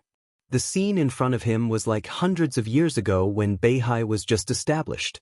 It was a feeling of blood boiling. It was a feeling that the future was really in his hands and he could try to control it. Fairy Tale pulled over a chair and sat down casually. Yi Dongsheng sat down slowly. After a long silence, he laughed and said, "I'm full of emotions." There was obvious sigh and emotion in his voice. Everyone sitting in front of him right now, if they were fated to meet again in a few years, perhaps they would be in a different attitude. General Yi, Emperor Dong's palace doesn't pay attention to formalities. Let's cut to the chase. What can I do for you this time? Please tell me directly. Li Beidian looked at his colleagues around him. Seeing that they didn't mean to speak, he directly set the topic. He was a swordsman, not a politician. He was most impatient with idle chatter. In fact, the whole atmosphere of Emperor Dong's palace and Xianyuan city was like this. Even Ning Qianxing, who was in politics, was straightforward in his words and actions. He would not talk nonsense if he could. Yi Dongsheng took a deep look at him, nodded, and said, "Well, now you should know about the planned termination, right?" There was a moment of silence in the conference room. Everyone subconsciously narrowed their eyes. Li Beidian's eyes were a little cold. The planned termination. This was the news he just got after talking to Dongqing Wudi on the phone. He didn't expect the game to be so fierce now. Tens of thousands of troops had begun to blockade the desert prison. This was completely escalating the game into a war. Chen Fangqing was really desperate. Li Beidian didn't know if this was stupid, but he was sure that what Chen Fangqing was doing now was absolutely unwise. If Chen Fangqing were to lose, one could imagine what would happen to him. Even if he were to succeed, it would not be a good thing for Chen Fangqing personally. His term in office was coming to an end. After he retired, it would be difficult for him to maintain a strong influence after this incident. No one was willing to be too close to such a crazy prime minister, even though his craziness was not really selfish. Yi Dongsheng looked at the silent crowd quietly. After a moment of silence, he said softly, "I want to know your attitude." At this time, he didn't have much practical purpose in coming to Tianan. His main purpose was to demonstrate, not to Xianyuan City, but to the parliament. The exposure of the planned termination was bound to make the relationship between Emperor Dong's palace and Mount Dibing closer. At this time, Yi Dongxing came to Tianan to formally cooperate with Emperor Dong's palace. The news spread to the parliament. The parliament couldn't be without pressure. In this way, Chen Fangqing might get less support. After all, even if he sent troops to blockade the desert prison, the others in Emperor Dong's palace were not dead. "What do you think, General Yi?" Bai Yuming suddenly asked. Yi Dongxing was stunned. He looked at Bai Yuming and said slowly, "The war is coming." Bai Yuming narrowed her eyes. Before she spoke, Yi Dongxing continued, "The Prime Minister has ordered the Beijiang army to blockade the desert prison. If I'm not wrong, the special envoy of the parliament should be on his way to Xianyuan City." "Is this a threat?" Ning Qianxing raised his eyebrows. "What else?" Yi Dongxing said blandly, "The Prime Minister's plan is crazy and bold, but it is really effective. They have blocked the prison. In a short time, it is difficult for us to contact His Highness. The Prime Minister not only wants to prevent His Highness from knowing about the planned termination, but also to warn Emperor Dong's palace. Now that His Highness is blocked by the army, if Emperor Dong's palace wants to cooperate with Beihai, it will be an enemy. When the war breaks out, they will not show mercy to the enemy. Emperor Dong's palace and Emperor Dong's palace will be sacrificed. This is probably what the special envoy means. If you continue to cooperate with Beihai, they will not guarantee the safety of Emperor Dong's palace, Xianyuan City, and His Highness." A strange look flashed across Li Baiqian's eyes. He chuckled and said, "General Yi, you are more like the special envoy of the parliament now." Yi Dongxing laughed. "Anyway, it's just a set of words. I just want to know the attitude of Emperor Dong's palace. I have told you the special envoy's threat. Do you have any concerns? You should ask if Zhongzhou State has any concerns." Eagle King's old voice rang out. "Does he dare to destroy Emperor Dong's palace and young master?" "He doesn't dare." Yi Dongxing said with certainty, "Even if he dares, he can't do it." Su Chu scratched his big head and said in a muffled voice, "What did Minister Dongxing say?" He was not asking Yi Dongxing, but Li Beidian. Li Beidian hesitated and shook his head. The minister just informed me of the planned termination and the blockade of the Beijiang army. He said nothing else. Everyone was stunned. There were many meanings of nothing, or it could mean nothing at all. Was it because Dongqing Wudi was not sure about the current situation? Or it was because Dongqing Wudi could not make a decision for Emperor Dong's palace? Did the Wang family of Beihai do anything? Li Beidian suddenly asked. Yuetong is Xianxiao's sister and one of the core members of Beihai. Although she has some conflicts with her family now, this identity will not change. Whoever attacks the core members of Beihai must be prepared for Beihai's revenge. This is Beihai's bottom line. No one can touch it. Beihai will not compromise, and it is impossible to compromise. Last night, Beihai killed 4 major generals of Zhongzhou state lurking in Beihai and hundreds of all kinds of elite intelligence personnel. Yi Dongxing said blandly. At the same time, Beihai will send a team of experts to break through the defense line of the Beijiang army and try to get in touch with His Highness Li Tianlan. This plan may be fast or slow. Before that, we hope to know the attitude of Emperor Dong's palace. When Emperor Dong's palace loses contact with His Highness Li Tianlan, facing the planned termination, will you compromise or fight back? Everyone quickly glanced at each other. In fact, there was no need for hesitation or discussion. Before Yi Dongxing arrived, they had made a clear decision. Let me correct your words, General Yi. Ning Qianxing said slowly. Yuetong is indeed the palace master of the Wang family of Beihai, but she has left Beihai. Now she is the hostess of Emperor Dong's palace. It's just a temporary misunderstanding with Tianlan. Their relationship will not change. Yi Dongxing raised his eyebrows, and the smile in his eyes was hard to read. Even if Emperor Dong's palace loses contact with Tianlan temporarily, Emperor Dong's palace is still Tianlan's palace. The hostess of Emperor Dong's palace is the target of planned termination. If we don't fight back but retreat, what's the point of Emperor Dong's palace? Ning Qianxing continued. So, Yi Dongxing smiled and was satisfied. Mayor Ning, what do you mean? I will go to Beihai right away. Ning Qianxing did not speak. Du Hanin's cold voice sounded directly. She stood up from her seat, and her exquisite figure looked very proud under the light. The first batch of elites of Emperor Dong's palace will arrive in Beihai this evening. We need a camp. Yi Dongxing was stunned for a while, then nodded and said with a smile, no problem. His body relaxed and he looked very relaxed. General Yi, you just said you wanted to say 2 things? Ning Qianxing glanced at Du Hanin, then turned to look at Yi Dongxing. Yi Dongxing nodded. Second, His Highness was imprisoned in the desert prison because of Qi Mulin. Whether Qi Mulin committed treason has not been confirmed for a long time. The task force is already investigating. We will use all means to provide evidence of Qi Mulin's treason. In this way, His Highness will be innocent, and the Prime Minister's imprisonment of His Highness will be even more unreasonable. Li Beiyan frowned. Yi Dongxing said this sentence very calmly. However, he smelled a hint of true danger from it. I've already said it. We're going to fight back. Yi Dongxing said lightly. Li Beiyan was slightly shocked and said softly, you have a big plan. We are just cooperating with each other for mutual benefit. If this plan succeeds, you will also gain a lot. Yi Dongxing said, what's your attitude in the desert? I'll go there. Tian Yin, who had been sitting next to Eagle King, said slowly.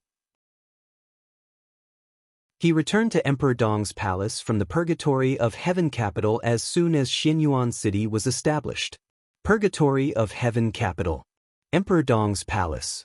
It was no longer the Li family, but the young master of the Li family, who deserved his loyalty, was still there. I can go there. Tian Yin said slowly, if I can succeed, it will be the best. If I fail, after all, I came from the Purgatory of Heaven capital. You can also put the blame on the Purgatory of Heaven capital. Zhongzhou state won't believe it, but at least there will be a buffer. Chen Fangqing sealed the prison, which is equivalent to imprisoning Tianlan. When he did this, he didn't take Emperor Dong's palace seriously at all. Now we don't need any leeway. Lin Yuxian, who had been silent, suddenly said with a blank expression. General Lin, what do you mean? Yi Dongsheng's eyes flashed with a tentative look. Lin Yuxian smiled lightly and said quietly, "I'll go."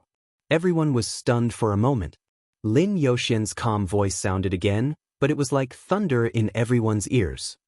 "Not only me, but the Nightmare Army will also go north with me. There are more than 40,000 troops, and there are invincible realm experts in charge. It's difficult to break through their blockade if there are fewer people. I'll lead the Nightmare Army directly to break through them." Everyone's spirits were lifted. It was not shock. It was excitement. Lin Yuxian had always been low-key and gentle in Emperor Dong's palace. No one expected him to be so tough. Break through them. This sentence was really refreshing. Nightmare Army, Yi Dongxing muttered. And Xianyuan's sword. Lin Fengting's voice was soft and indifferent. When he mentioned Xianyuan's sword, he sounded like he was talking about an ordinary army instead of the ultimate army of the Lin clan. Don't forget, in addition to Chen Fangqing sealing Tianlan, the patriarch of the Lin clan is still with Tianlan. I'm a branch of the Lin clan. When I learned that the patriarch was trapped, I went to pick him up. Isn't it reasonable? Lin Yuxian said softly, "I just don't know if the prime minister is ready to be the enemy of the Lin clan." He gently knocked on the conference table and looked at Chen Fangqing. "Arrange for the Nightmare Army and Xianyuan's sword to enter the country. Is there a problem?" Yi Dongsheng asked directly. Lin Yuxian yawned and said lightly, "Let's do it tonight." Yi Dongsheng nodded. Before he said anything, a secretary suddenly walked to Fairy Tale, and whispered something in his ear. Fairy Tale frowned slightly, and his expression looked a little strange. "What's the matter?" Lin Yuxian asked. Fairy Tale smiled. "General Yi is a prophet. The special envoy of Zhongzhou State has arrived." "Where is he?" Lin Yuxian was stunned. "Outside the door." Fairy Tale shrugged. "Shall we let him in?" "Outside the door." Li Beidan subconsciously raised his voice and then sneered. "He's really overbearing. Even if Yi Dongxing entered Xianyuan City, he would inform the city hall or Emperor Dong's palace when he approached Xianyuan City. This was the most basic etiquette. However, this so-called special envoy came directly to the headquarters of Emperor Dong's palace and even deliberately avoided detection in Xianyuan City. Before they met, the overbearing feeling of victory had already hit them in the face. Li Beidan narrowed his eyes and smiled coldly. "Let's go and have a look." Yi Dongsheng also stood up. Everyone left the conference room at the same time and entered the elevator. The elevator went all the way down and finally stopped on the first floor. The elevator door slowly opened. An extremely arrogant voice directly passed through the huge hall and faintly came over. "Go away, who do you think you are? What do you think this place is? I'm standing here on behalf of the Zhongzhou State Parliament." When did Emperor Dong's palace break away from the sequence of Zhongzhou State? "I represent Zhongzhou State, and I can go anywhere in Zhongzhou State." Is no one in Emperor Dong's palace clear of their identity? I don't care what meeting they have. Let the person in charge here come to see me now, right now. The voice sounded indistinct. But since it could pass through the huge hall and still reach everyone's ears, one could imagine how loud the voice was. "Hey, it sounds like Chi-He." Yi Dongsheng suddenly laughed. "Chi-He?" Li Beidan was stunned. Why didn't he go to Sun and Noon? Why did he come here? Sun and Noon is Chu-He. Chu-He, you idiot. Ning Qianxing couldn't help but complain. Li Beidan laughed carelessly. I know. I'm just kidding. Chi-He, I've heard of him. He's a mad dog in the southwest. I heard that he even talked back to Marshal Yi. Not only me, but also Minister Dongcheng and Minister Qi Baitsong. He talked back to him. Yi Dongsheng said with a smile. Li Beidan shook his head. Listening to the endless roars, his eyes grew colder and colder. The so-called mad dog in the southwest had its own story. Chi-He was the deputy chief of staff of the southwest military region. His military rank was not high, but he was a major general. But he could be said to be a direct descendant of the Prince Group. He had directly talked back to many members of parliament and even magnates many times. If anyone offended the interests of the Prince Group in the military, they would usually send Chi He to bite him. Chi He had his own wisdom and was not afraid of trouble at all. But every time he spoke for the interests of the Prince Group, so the Prince Group would definitely protect him. With his character, it was impossible for him to be promoted, but he could keep this position for a lifetime. Now the Prince Group sent Chi He here. Judging from his arrogance, it was likely that they sent him to bite someone again. Tut, a mad dog in the southwest. Li Baitian chuckled. He looked at Du Hanyin, who was standing in the front, and suddenly asked, Sister Du, what should we do if he is bitten by a mad dog? Of course, hit him back. Du Hanyin said without hesitation. Hit him back? Well, hit him back. Oh, hit him back, Li Baiyan muttered to himself as he walked forward. Is it too easy for him? Tut, too easy for him. In the hall, Chi He's roar grew louder and louder, as if he wanted to flip the ceiling of the castle. In the dense sound of footsteps, Li Baiyan and the others came directly to Chi He. Chi He was stunned. His eyes rolled and flickered. Finally, he stopped roaring. He must have remembered his duty here. Are you looking for the person in charge of Emperor Dong's palace? Li Baiyan tilted his head. Chi He narrowed his eyes and asked rudely, Are you the person? No, I'm not. Li Baiyan laughed. The real person in charge is in the desert. As for here, each of us can be regarded as the person in charge. What do you want to say? Don't be so cheeky. Chi He's face darkened and said coldly, I know who your person in charge is. This time I'm here to talk to you about this matter. Li Tianlan is involved in treason and is now under investigation. As his force, Emperor Dong's palace is also a big suspect. The investigation team will come soon. During this time, I advise you to behave and don't act rashly otherwise. Otherwise what? Li Baiyan gave him a playful smile. Young man, I think you still don't know the seriousness of the matter. Chi He sneered. Do you know why I'm here? I know. Li Baiyan nodded. Aren't you here to threaten us? Naive? Threaten? The parliament never makes unnecessary threats. Li Baiyan suddenly waved his hand and interrupted Chi He. We don't make unnecessary threats. So, do you mean the parliament wants a war? Chi He suddenly felt something was wrong. He was a mad dog, but not a stupid dog.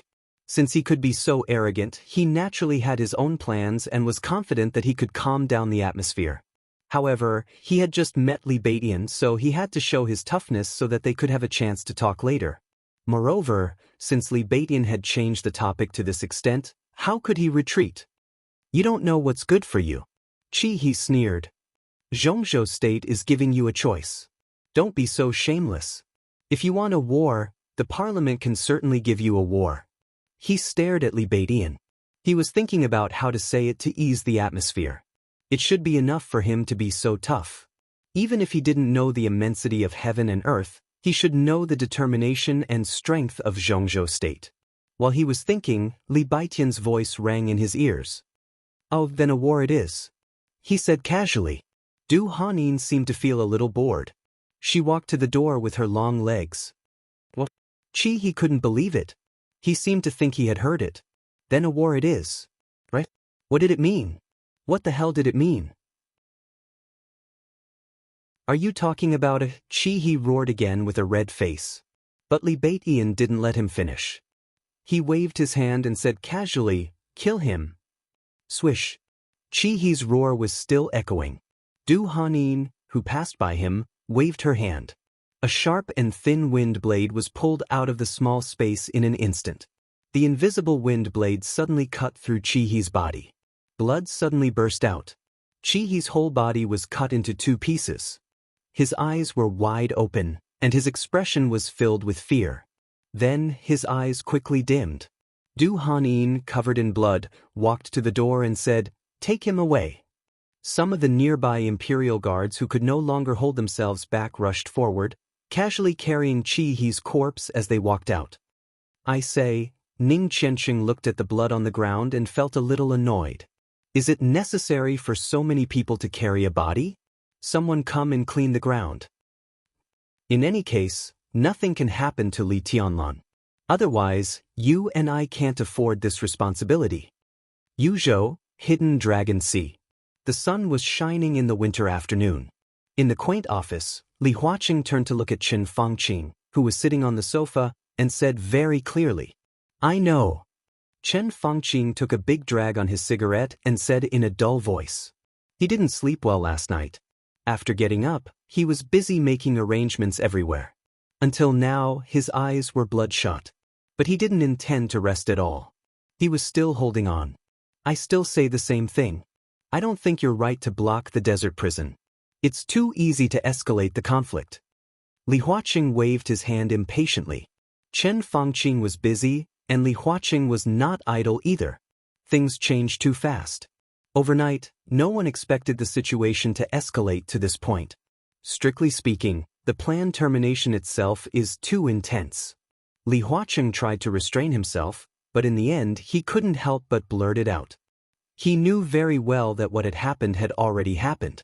Saying it again would only make people angrier. With his mentality, he shouldn't have said such things, but at this time, he couldn't help it. He was already extremely annoyed with planned termination. If it weren't for this plan, things wouldn't have developed to this point of no return. Who was Li Tianlun? Who was Wang Shengxiao? What kind of power was behind these two people? The planned termination directly targeted those who were closely related to these two people. Directly obliterated. What did this mean? When the news spread, it didn't matter whether they were killed or not. For people like Li Tianlun and Wang Shengxiao, as long as you wanted to kill, you deserved to die. Fortunately, the planned termination didn't succeed. Otherwise, at this time, there might be a war in Zhongzhou State. Chen Fangqing couldn't refute. It was true. All this was because of the planned termination, so it was so chaotic. He wouldn't think about what would happen if it succeeded. With failure in front of him, it made no sense to imagine the scenes after success except to temporarily numb himself. "I'll take control of the situation." Chen Fangqing took a drag of the cigarette, and his voice became hoarser. "I can support you to block the desert prison. Things have come to this point. Even if it's not feasible, we have to try. But I'm against war, and especially against any irreconcilable impulse with Li Tianlun at this stage. Prime Minister, do you understand what I mean?" Li Huaqing decided to be more thorough. Chen Fangqing raised his head and looked at Li Huaqing. His eyes were extremely serious. Li Huaqing was also looking at him. His eyes were also extremely serious. "What do you mean?" Chen Fangqing asked slowly. "That's what I mean. What do you want to do? You'd better hurry. I don't think you can trap Li Tianlun for a long time. I believe you don't think so either. 3 days, 5 days, half a month? 1 month is already the limit. I hope that everything can come to a conclusion during this period of time. Otherwise..." He circled around the desk a few times and said blandly, "You're on your own. Li Tianlun doesn't have the guts." Chen Fangqing suddenly stood up. It seemed that because he was old and didn't have a good rest last night, he used so much strength that it caused a temporary lack of oxygen to the brain. After his whole body shook violently, he sat down again. Li Huaqing's eyelids twitched, but he didn't speak. "I heard that he has been practicing martial arts recently. He hasn't shown up in the prison for a long time. Even if he gets out, so what? I have tens of thousands of troops to block the prison. No one can get close to the desert prison. Li Tianlun won't know what's going on outside. Does he dare to attack tens of thousands of troops when he's not sure about the outside information? Does he dare to break out of the blockade? This behavior is tantamount to treason. How can he be so crazy if he doesn't know the termination plan? As long as we don't let the outside news spread, Li Tianlun won't dare to break out in a short time. Within 2 months, I solved Beihai. Why should I be afraid of Li Tianlun? Anyway, Wang Yuetong is not dead. If Beihai is not dead, why should I kill Wang Yuetong? At worst, I'll find Wang Yuetong and ask Li Tianlun for punishment." Chen Fangqing really thought so. He didn't expect to trap Li Tianlun for too long. All his hopes were focused on eliminating the threat of Beihai as soon as possible. As long as Beihai was no longer a threat, Li Tianlun could always find a way to appease it. The most important thing was that Wang Yuetong was not dead. His killing intent might provoke Li Tianlun's hostility, but as long as Wang Yuetong was not really dead, things could still reach a relatively fragile balance. In this way, he would get rid of a tumor for Xianxia state, which was a great contribution. What you said is very reasonable. My bottom line is that we can't go to war. Prime Minister, I'm very disappointed with plan termination.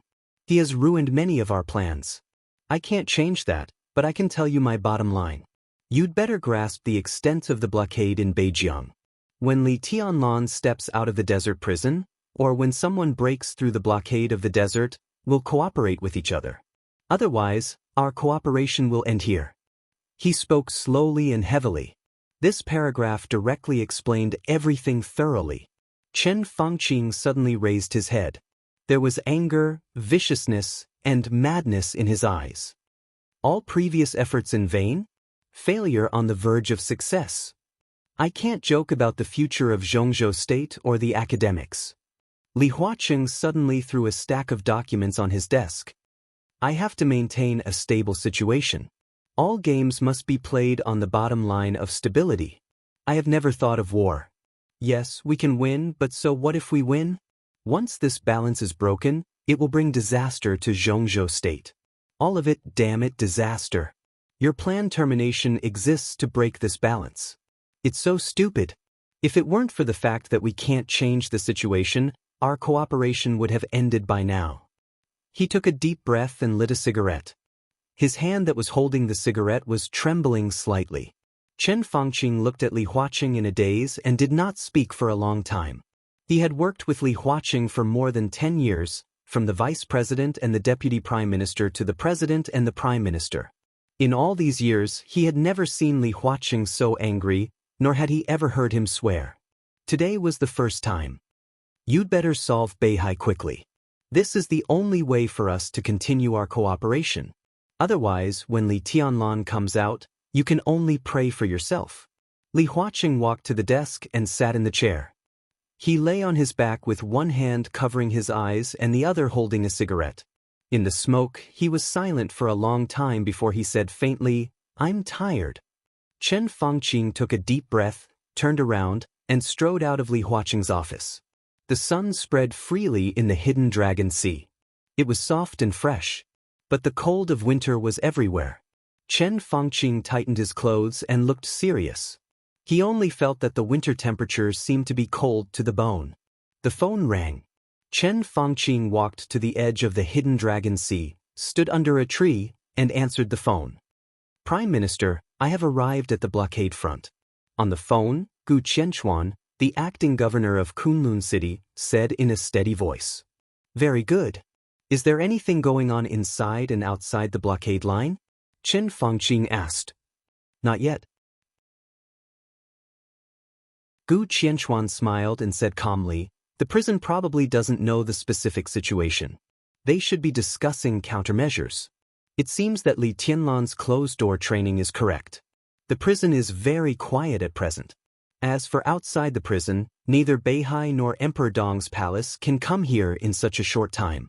It seems that today's blockade should be relatively successful." Chen Fangqing said, and did not speak again. Gu Qianchuan did not speak again.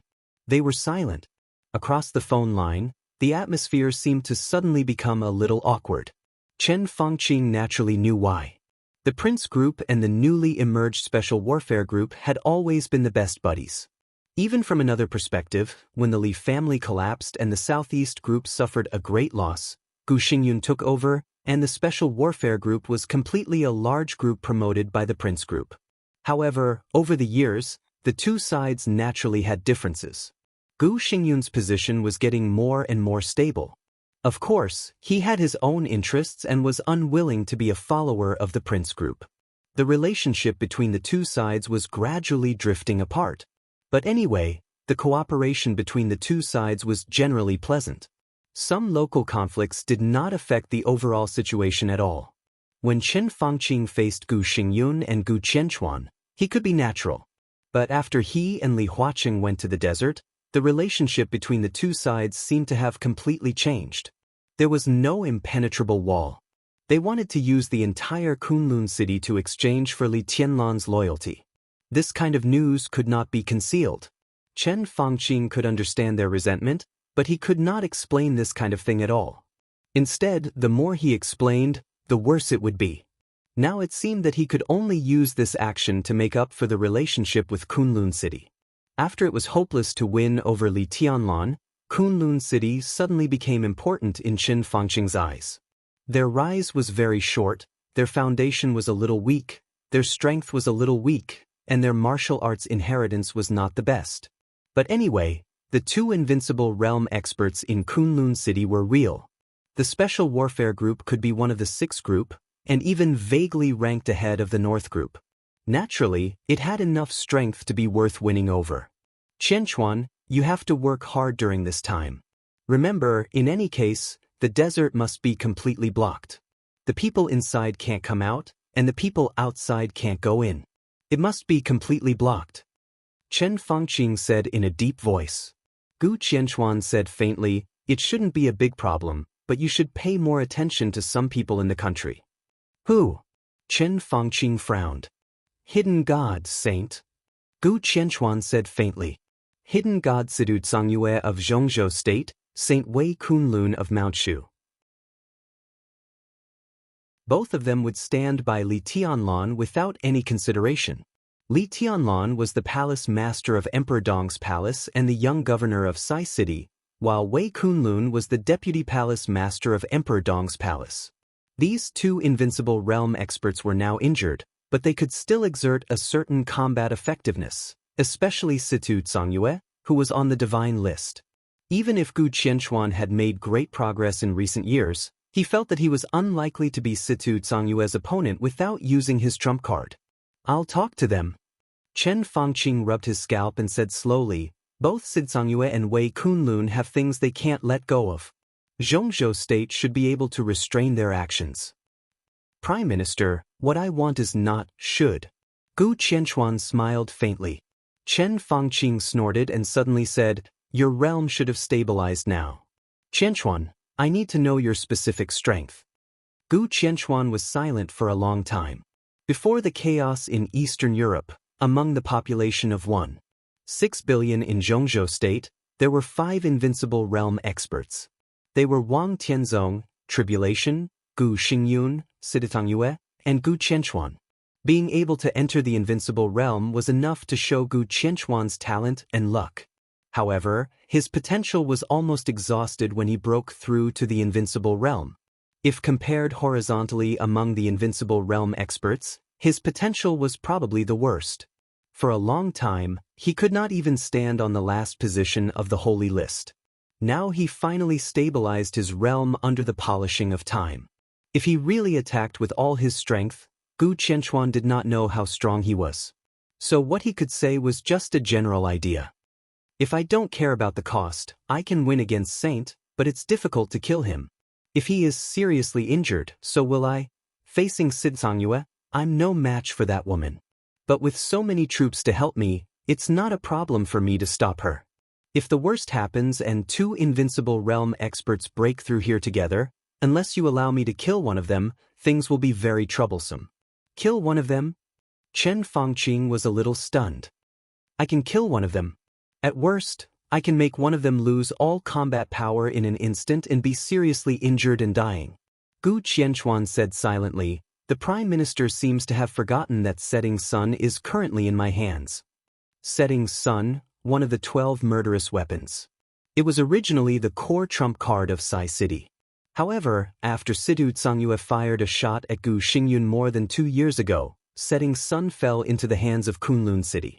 This was a punishment for Situ Tsangyue and compensation for Gu Xingyun.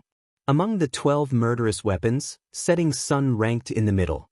But in terms of power, its power could only be in the middle or lower level. However, Setting Sun's speed of replenishing energy was the fastest among the 12 murderous weapons. Setting Sun was several times faster than Human Emperor, which was the slowest to recharge.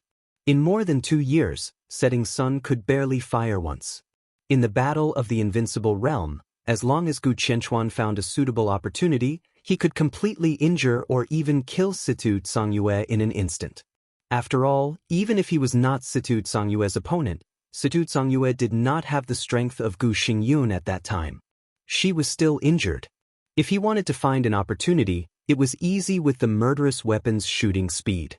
The possibility of Situ Zhongyue dying under this blow was more than 80%. With the murderous weapon in hand, as long as Chen Fangqing allowed people to die, Gu Qianchuan was 100% sure that he could seal the prison. After all, if his murderous weapon did not strike, its deterrent power would not be less than that of the peak of the Invincible Realm. It was just that the Invincible Realm expert of Zhongzhou State took the murderous weapon of Zhongzhou State to kill the Invincible Realm expert of Zhongzhou State. Was it possible? There was a flash of almost crazy killing intent in Chen Fangqing's eyes. He forcibly suppressed the thoughts in his mind, shook his head, and slowly said, "Don't shoot to kill unless it is absolutely necessary."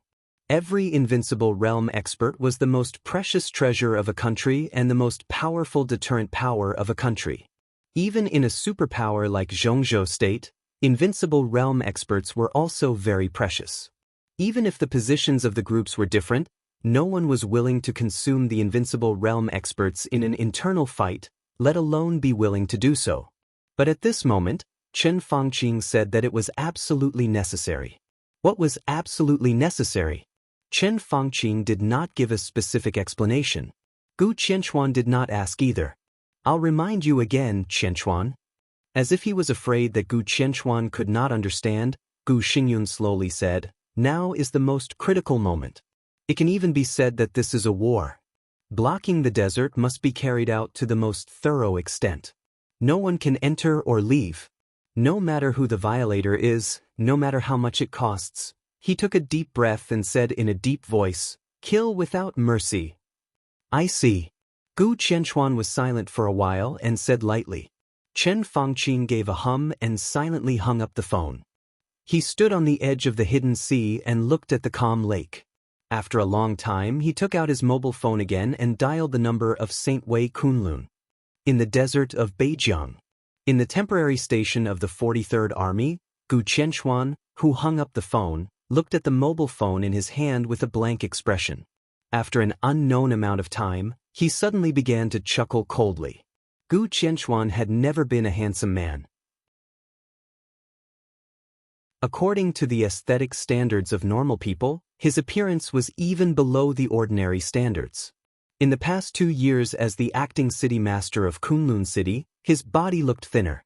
He was like a skeleton wrapped in skin standing in the desert. As he sneered, his whole face became distorted. His sunken eye sockets, high protruding cheekbones, and mean lips were twisted. He had an indescribable cruelty and evil. First Elder. A tall and thin man, who looked more like a skeleton than Gu Qianchuan, slowly came over.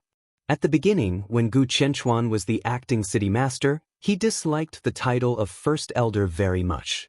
He dreamed of the position of city master and thought for many years before he sat in that position. What he liked most was to be called city master or even the acting city master. However, in the past 2 years, the dark world was surging.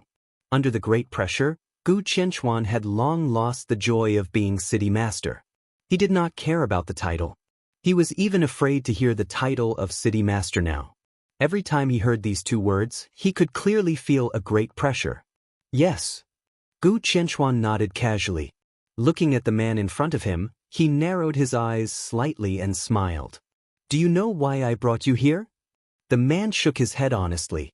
The thin man, who seemed to break at a touch, was not the best in Kunlun City. His strength barely reached the thunder-shocking realm. No matter how bad the foundation of Kunlun City was, it was not difficult to find some people who were stronger than him. However, Gu Qianchuan brought him here. His code name was Spectre. He was the person in charge of all the torture work in Kunlun City. He was also the most cruel and most aggressive psychopath in Kunlun City. He was only in charge of the torture work. Because if nothing unexpected happens, you'll have a lot of new toys in a few days. Undead, I'm very satisfied with you, very satisfied, especially in this kind of situation. Your existence is much more important than anyone else's. Spectre stuck out his tongue and licked his lips. The picture was a little disgusting, but he had an excited expression all over his face. "Don't worry, First Elder? He grinned grimly. I will treat every toy in my hands well. Gu Qianchuan nodded with satisfaction. Spectre was indeed a real psychopath. His torture technique was enough to make people feel what was despair and worse than death. And this was exactly what Gu Qianchuan needed. Let's wait and see who will rush out first. Will it be inside or outside? He narrowed his eyes and sat at the door of the desert tent. He was silent, like a fisherman with super patience. It's better for some big shots to come. Gu Qianchuan muttered to himself like a madman or a psychopath. I heard that Qin Weibai is also here. He comes? There is no one here. It should be my toy, not yours. It should be a toy that needs to be carefully protected. If it is someone else, maybe Xiao Mahai is good? There's no one in the desert prison. I don't know when the idiots from Beihai and Emperor Dong's palace will come here. Li Beiyin Ning Chenxing Haha Wang Ling, a captive. How long can you play? Spectre trembled all over and seemed to be very excited. I have some interesting drugs. He smiled. Even if you are skinned and have your tendons pulled, you can at least live a few more days after being injected with this drug. First Elder, if you are interested, I can guarantee that you will have a good time. I hope so. Gu Qianchuan smiled non-committally. In fact, I want Li Tianlan to come out now. I heard that the 13th flight is not in the desert prison now. If I only deal with Li Tianlan, I am still confident. If he comes out, I will let him try countless ways to die. He had completely stabilized the invincible realm. According to the standards of the last holy and holy lists, Gu Qianchuan was barely qualified to enter the top 10 of the holy list. He had a large number of troops and officers on standby. As long as Li Tianlan dared to appear, Gu Qianchuan was bound to take him down. At that time, the blockade of the entire desert prison would be completely over. Even if Li Tianlan had made great progress in the past year or so what? With the murderous weapon in hand, he was not afraid of anything. Moreover, Gu Qianchuan always felt that this spear was not as perfect as Li Tianlan, whether it was used on Situ Zhangyue or holy disciple Wei Kunlun. It was far inferior. The possibility of this happening was not high, but under such circumstances, there was still hope to capture several important figures from Emperor Dong's palace and Beihai alive. Gu Qianchuan had made up his mind. No matter who it was, he would let Spectre use the cruelest means to slowly torture them to death. He would skin them and pull out their tendons, hang their bodies on the flag of Zhongzhou state. Gu Qianchuan did not care about the so-called anger and hatred at all. He only knew that he came to the desert this time because of Qin Fangqing's order. Emperor Dong's palace and Beihai hated him as much as they hated the prince group. In this way, the two sides would be firmly tied together. At least in the plan of the prince group, there was no possibility of letting Li Tianlan replace Kunlun City. 20,000 words should be the longest chapter since I started a book or even wrote a book.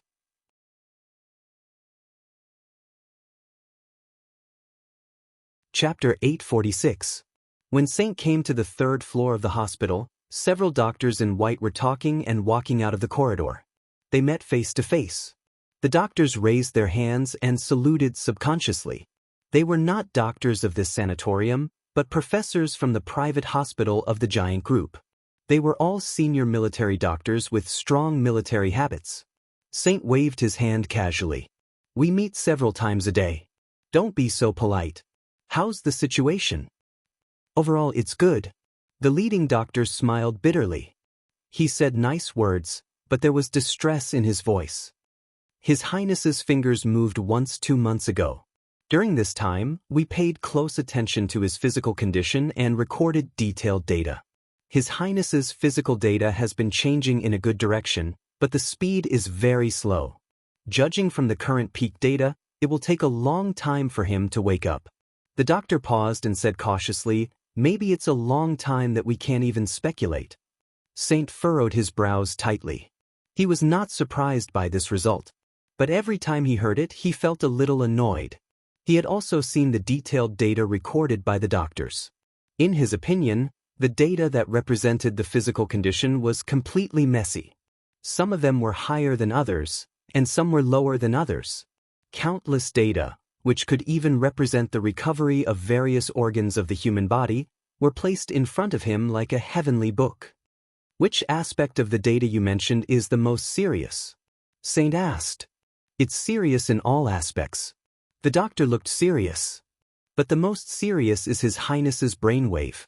His brainwave value is very low, and it grows very slowly. Sometimes it is even in a state of decline. From this point of view, His Highness probably doesn't want to wake up." Saint suddenly fell silent. Was he disheartened? He had loved a person for many years, and they had been apart for many years. He missed her day and night. He tossed and turned, longed and waited countless times, and every day felt like a year. The unimaginably heavy and majestic emotion accumulated in his heart day after day, and he carried it on his back year after year. The last time they met, he watched her die in front of him, burning and turning into ashes. He didn't even say a word. What was despair? Maybe he was really desperate at that time. Saint was silent for a long time before he said in a low voice, "I understand." The doctors instinctively saluted again and walked past him while discussing among themselves. Saint hesitated for a moment, but still continued to move forward. The third floor of the hospital wasn't big, and there weren't many injured people living there, such as Azure Dragon Gongsun Chi, Black Tortoise Li Wangxing, and Vermilion Birdie. As time passed, more and more people were discharged from the third floor, and now there was only one person left on the third floor. He had been in a coma for almost 2 years, and he had only managed to move his fingers 2 months ago. Saint came to the ward and pushed the door open. The man who was once recognized as the strongest assassin in the entire dark world, and even dared to fight against the real heavenly sun, was lying on the sickbed, breathing weakly and lifelessly. Xianxia sat by the side of the bed, holding a comb to gently comb his hair. She calmly looked at her unconscious little brother, her expression so gentle it made one's heart ache. Lu Yun, the director of Yuzhou's Special Operations Bureau, stood aside and watched this scene motionlessly like a statue. Upon seeing Saint enter, Lu Yun moved his body and nodded. He said softly, "Your Highness." Saint patted him on the shoulder and looked at Tribulation lying on the bed. Looking at Tribulation, who was lying on the bed, she whispered, "I just met the doctor and asked him. He's recovering well, at least getting better. Although it's been a long time, there's still hope for him to recover." Xianxia nodded and said softly, "What's the matter?" Saint hesitated and shook his head. "Nothing." Xianxia glanced at him with some doubts, but she didn't ask much. She just said, "When do we set off?" "Set off?" Saint raised his eyebrows. "To the desert." Xianxia spat out 3 words with a calm and indifferent expression. The blockade of the desert prison by the Beijiang military region had become the biggest news in Zhongzhou state. Ordinary people didn't know, but people with certain information channels knew what it meant. The blockade this time might not be the key to the next election and the game with Beihai, but it was enough to determine the position of Emperor Dong's palace in this revolution. As long as Emperor Dong's palace could break through the blockade, whether from inside to outside or from outside to inside, once Li Tianlan got in touch with Emperor Dong's palace, their cooperation with the Wang family of Beihai would officially begin. If the blockade remained unmoved, Beihai would lose allies like the Giant Group and Emperor Dong's palace. At least they would first lose Li Tianlan, a main combat force. Moreover, if the blockade was not broken, the Giant Group would have many scruples in the cooperation with the Southeast Group. Xianxia certainly understood this. She didn't want to comment on Li Tianlan's choice. In her opinion, there was nothing wrong with letting Emperor Dong's palace replace Kunlun City, but there was nothing wrong with letting Emperor Dong's palace become the second Wang family of Beihai. It was just that the choice was different. She knew very well that after Li Huaqing and Chen Fangqing visited Li Tianlan in person, Li Tianlan showed his intention to cooperate with Beihai. In the eyes of the 2 giants, it was undoubtedly a betrayal. Once Chen Fangqing really took over Beihai, how good would the end of Emperor Dong's palace be? The most important thing at the moment was to break the blockade of the Beijiang military region. Today, Emperor Dong's palace could come up with a very good lineup. But if they wanted to concentrate the greatest combat force, then she and Saint would naturally be the most luxurious lineup. It was also the lineup with the most confidence to break through the blockade. Saint glanced at Situ Tsangyue. His eyes were a little strange. What's wrong? Situ Tsangyue frowned slightly. So, you haven't received a call from someone from beginning to end? Saint seemed to have understood something. No one could deny that Situ Tsangyue cared about Li Tianlan very much. But after all, she was the governor of Sai City. Situ Tsangyue was not an irresponsible person. If she had received a call from someone, at this moment, it would be impossible for her to go to the desert without any worries. Who called? Situ Tsangyue was a little confused. Chen Fangqing. Saint shook his mobile phone and said with a poker face, 10 minutes ago. He just called me and his tone was very tough. Situ Tsangyue suddenly narrowed her eyes. Her eyes were a little cold. Threatening you? Sort of. Saint smiled freely. He said that Mount Shu is the main part of the special warfare force of Zhongzhou State anyway. As the first senior brother of Mount Shu, I have the responsibility and obligation to take care of the interests of Zhongzhou State. Such a Mount Shu will not let people down. Listen, how interesting that is. It seems that I have to hand over my position in Mount Shu as soon as possible. Otherwise, it's really a grieving for me to be the deputy palace master. So, you agree? Situ Tsangyue's voice was a little low. Saint fell silent and did not speak. Then I'll go by myself.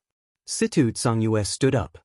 The murderous weapon, setting sun, Saint said slowly, now it should be able to fire, right? Calculating the time, it should be about time. The face of Drifting Cloud, who had been silent, changed slightly. So what? Situ Tsangyue sneered. No one knows setting sun better than I do. So I'm right. Setting sun can already exert its power, right? Saint narrowed his eyes. Situ Tsangyue was silent for a while and said lightly, it doesn't matter. That's true. Saint nodded. But I don't think you should go to the desert now. You should go to Sai City. Situ Tsangyue said with some doubts, I think I understand why Chen Fangqing called me. Saint laughed and said, he thinks I'm a pushover.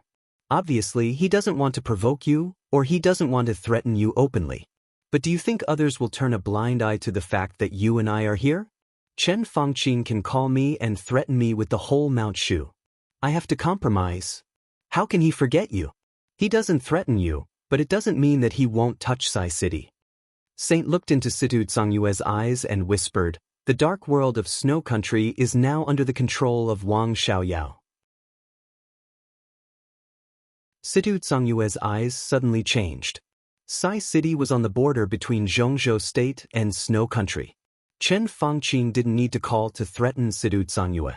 With Wang Xiaoyao, the power of Snow Country could keep Situ Tsangyue in Sai City. But she thought of the sword he left in Sai City before he went to the desert, and there was a trace of hesitation in her eyes. As for the desert, you don't need to worry. Saint said lightly, Chen Fangqing doesn't know that even if he doesn't make this call, I won't go to the desert. Even without us, His Highness has a way to solve the blockade. No one can predict the future. Situ Tsangyue said seriously, now there are not only more than 40,000 troops in the blockade line, but also Gu Qianchuan. Gu Qianchuan may not be afraid, but how can Tianlan deal with an invincible realm expert, a murderous weapon, and a large number of troops? By strength. Saint said, there is no need to predict the future. As long as he has the strength to solve everything, there will be no accidents. You do have a lot of confidence in him. Situ Tsangyue shook her head. But you and I should both know the invincible realm very well. At this age, it is even impossible for Tianlan to enter the invincible realm in the next few years. At his age, his lack of physical strength is the most important problem. I believe that he can face Gu Qianchuan, but I still say that no one knows setting sun better than me. She knew the operation mode of setting sun, the energy storage time of setting sun, and the power of setting Sunday. In the hands of an invincible realm expert, even if setting sun was not famous for its power, its instantaneous firing was equivalent to the full blow of a peak invincible realm expert. If Li Tianlan couldn't enter the invincible realm, how could he deal with the blow of the murderous weapon? A very strange light flashed in Saint's eyes. It seemed that every time he mentioned setting sun, there was something wrong with him. But Situ Tsangyue didn't notice it.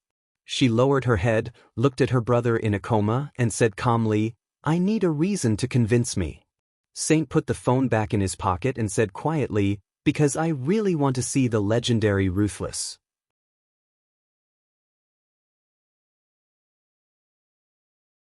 Chapter 847.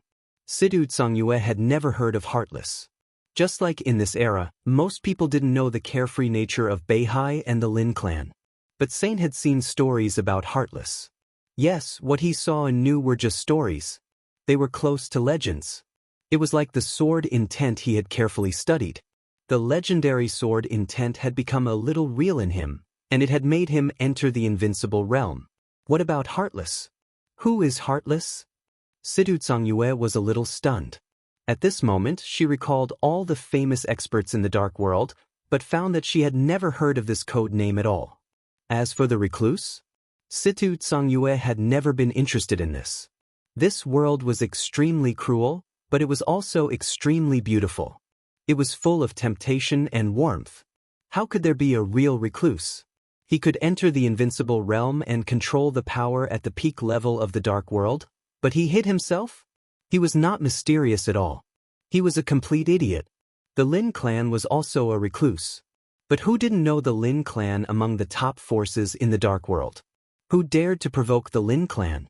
The Lin clan had countless branches all over the world. Their greatest confidence came from the headquarters of the recluse Lin clan. His Majesty, who was extremely mysterious and low-key, also secretly accepted Moraid, Yagyu-Kurumi, and others as disciples, and was planning the Battle of Beihai. People like Li Guangtu also knew of his existence. Whether he was an idler or a schemer, as long as one had the ability in life, he would inevitably have the responsibility and ambition to match his ability. How could it be so easy to be good to himself?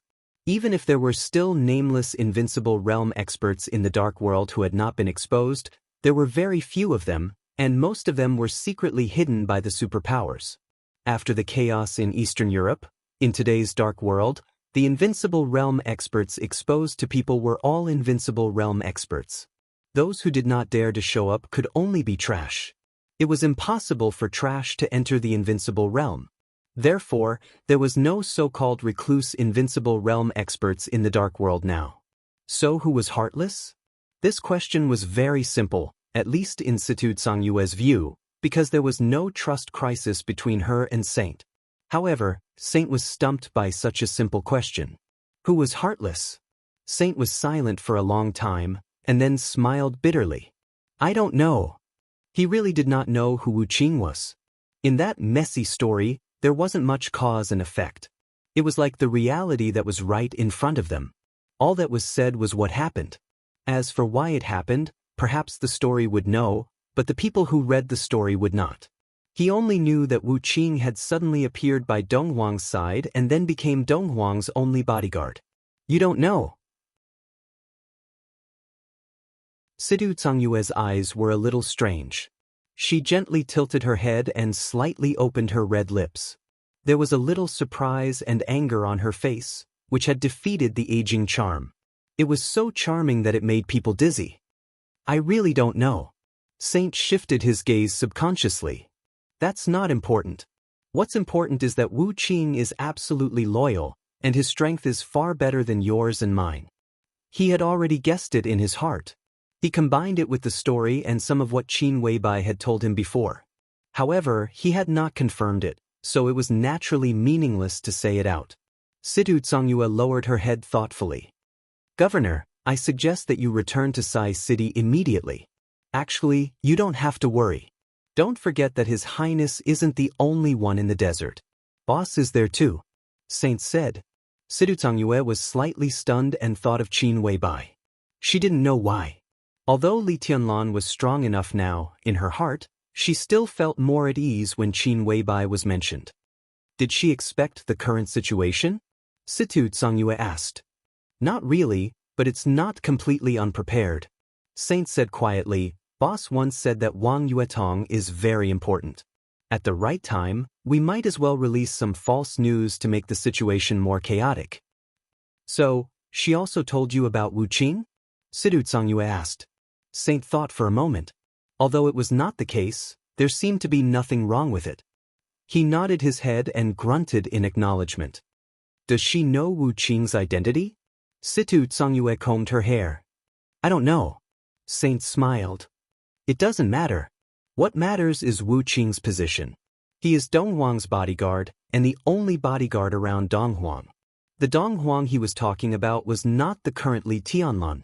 In that era, there were many experts in Emperor Dong's palace, covering the sky and the sun.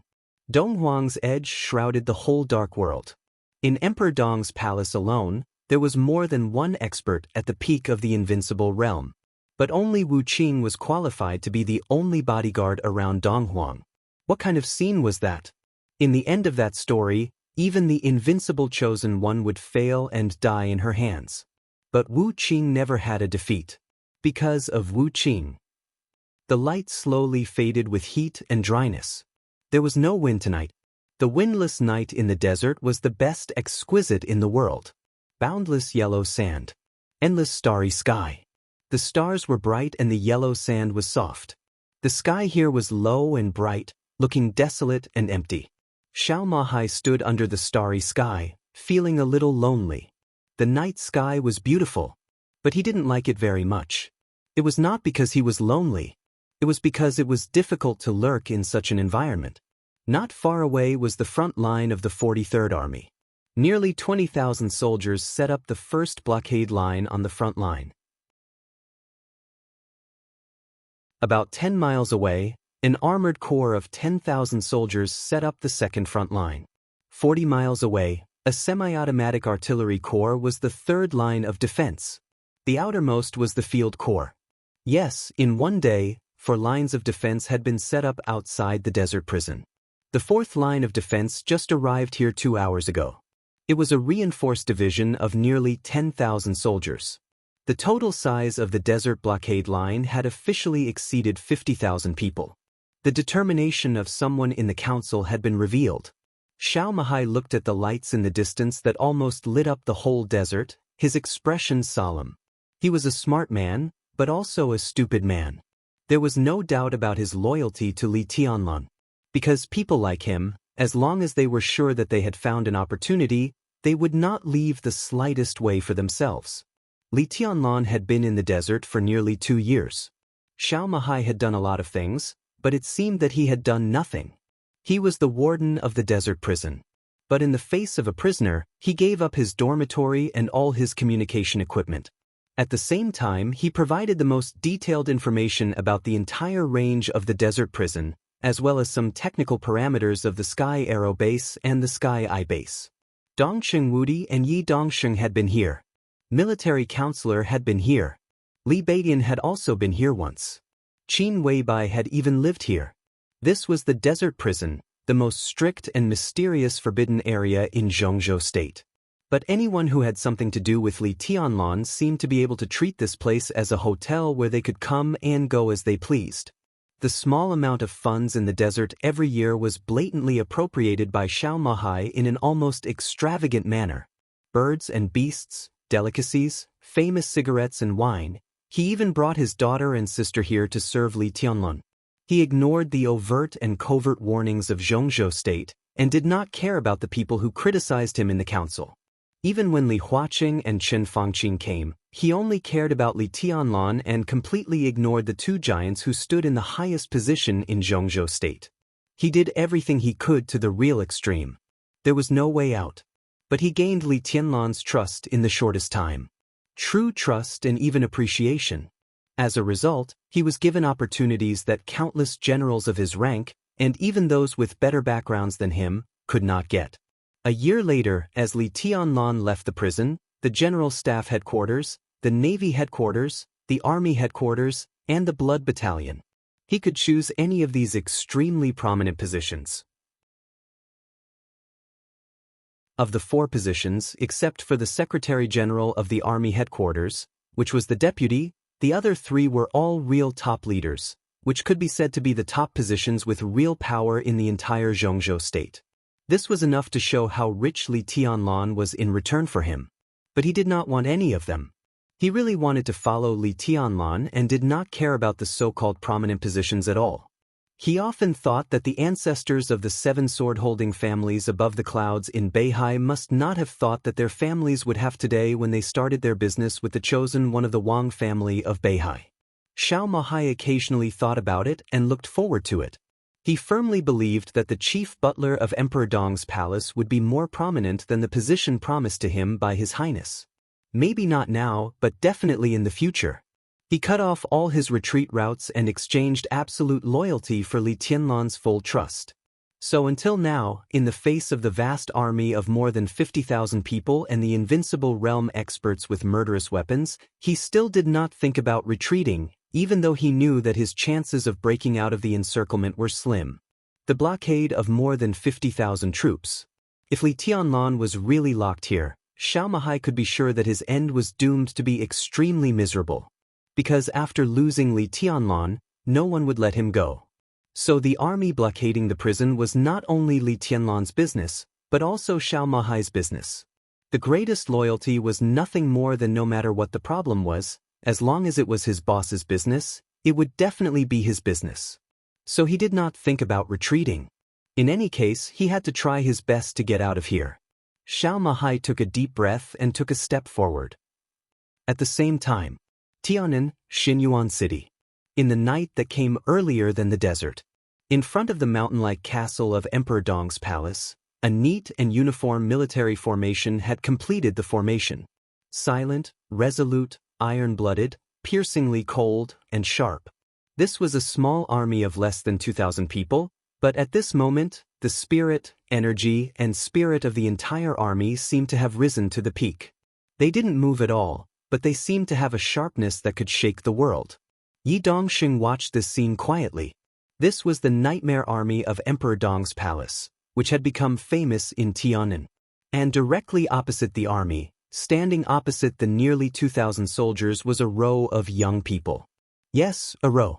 Lin Yuxian, Li Beiyan, Bai Yuming, Yi Huayu, Fairy Tale, Ning Qianxing guarded Xinyuan City. The elders of the Li family assisted Ning Qianxing in guarding Emperor Dong's palace. Du Hanyin and Su Chu led the first group of elites of Emperor Dong's palace into Beihai. Others. All the high-level officials of Emperor Dong's palace, one by one. They turned out in full strength and pointed their weapons at the desert. This was the final attitude of Emperor Dong's palace, and it was also their sharpness that they had never concealed.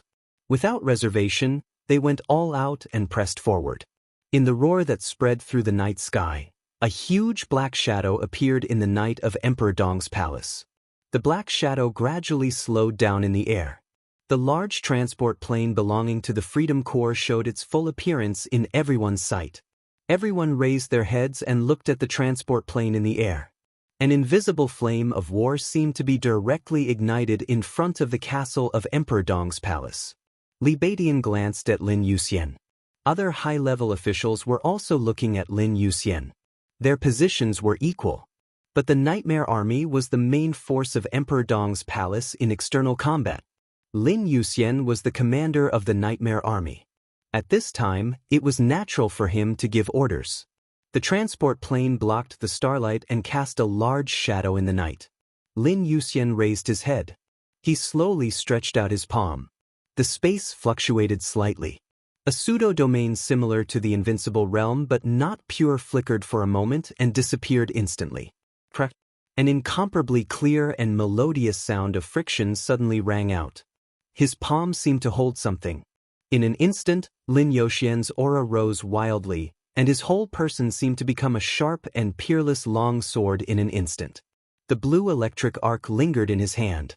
Lin Yuxian watched this scene quietly, as if he were looking at a half-step invincible realm expert in front of him. The shape of a long sword appeared in his hand. It was not one sword. It was two swords. Two sparkling and translucent scarlet long swords with an incomparably ferocious shape. The murderous aura rushed over. Lin Yuxian held two swords, looked ahead, and said calmly, "Nightmare Army, let's go." An earth-shattering roar responded to him. Kill! No matter who it was. There was only one kind of treatment for those who stood in front of them. Kill. No matter who it was. Lin Yuxian took a deep breath and looked down at the long swords in his hands. Almost everyone's eyes were attracted by the two strangely shaped scarlet long swords. Li Baitian's eyes flickered slightly, as if he was thinking. Others' eyes were a little blank. A little farther away, Yi Dongsheng stared at the two swords in Lin Yuxian's hands, and his eyes were extremely complicated. The world had been reincarnated. The old things reincarnated. The time reincarnated. Among all the people present, except for Lin Yuxian, perhaps only he knew the two swords. It was hard to describe the excitement in Yi Dongsheng's heart at this time. He took a deep breath and his eyes seemed to be a little warm. Hundreds of years ago, these two swords had conquered nearly half of Beihai's territory, expanded Beihai's 80,000 square kilometers of land to today's 160,000 square kilometers, turned Beihai into Beihai province, and made the Wang family of Beihai the top power in the Dark World. At that time, in that era, Mount Dibing, supported by these two swords, was really invincible and swept away everything. 300 years ago, in the unprecedented major crisis in Beihai, it was also these two swords that stabilized the foundation of Beihai province. That year, the heroic posture of the man named Li Xiuxin holding two swords still shone in the history of the Wang family of Beihai. And now, 300 years later, Lin Yuxian, holding two swords, stood in Tianan. He would go north into the desert. He would also go north into Beihai again. Yi Dongsheng's body trembled a little, and his eyes were full of tears. The two swords that had been sealed for nearly 300 years were held in Lin Yuxian's hands, fierce and quiet. In that initial era, this was the sword of Beihai. But in that most glorious era, this was the sword of the ancestors of the Lin clan. In the initial era of the Li family more than 300 years ago, this was the sword of the ancestors of the Li family. In the final analysis, this was the sword of the ancestors of Zhuanyuantai. Two scarlet long swords. Divine punishment in the left hand. Divine punishment in the right hand. You're tuning in to the Wandering Hero YouTube channel. Don't forget to subscribe and join us on this journey to catch the most captivating stories.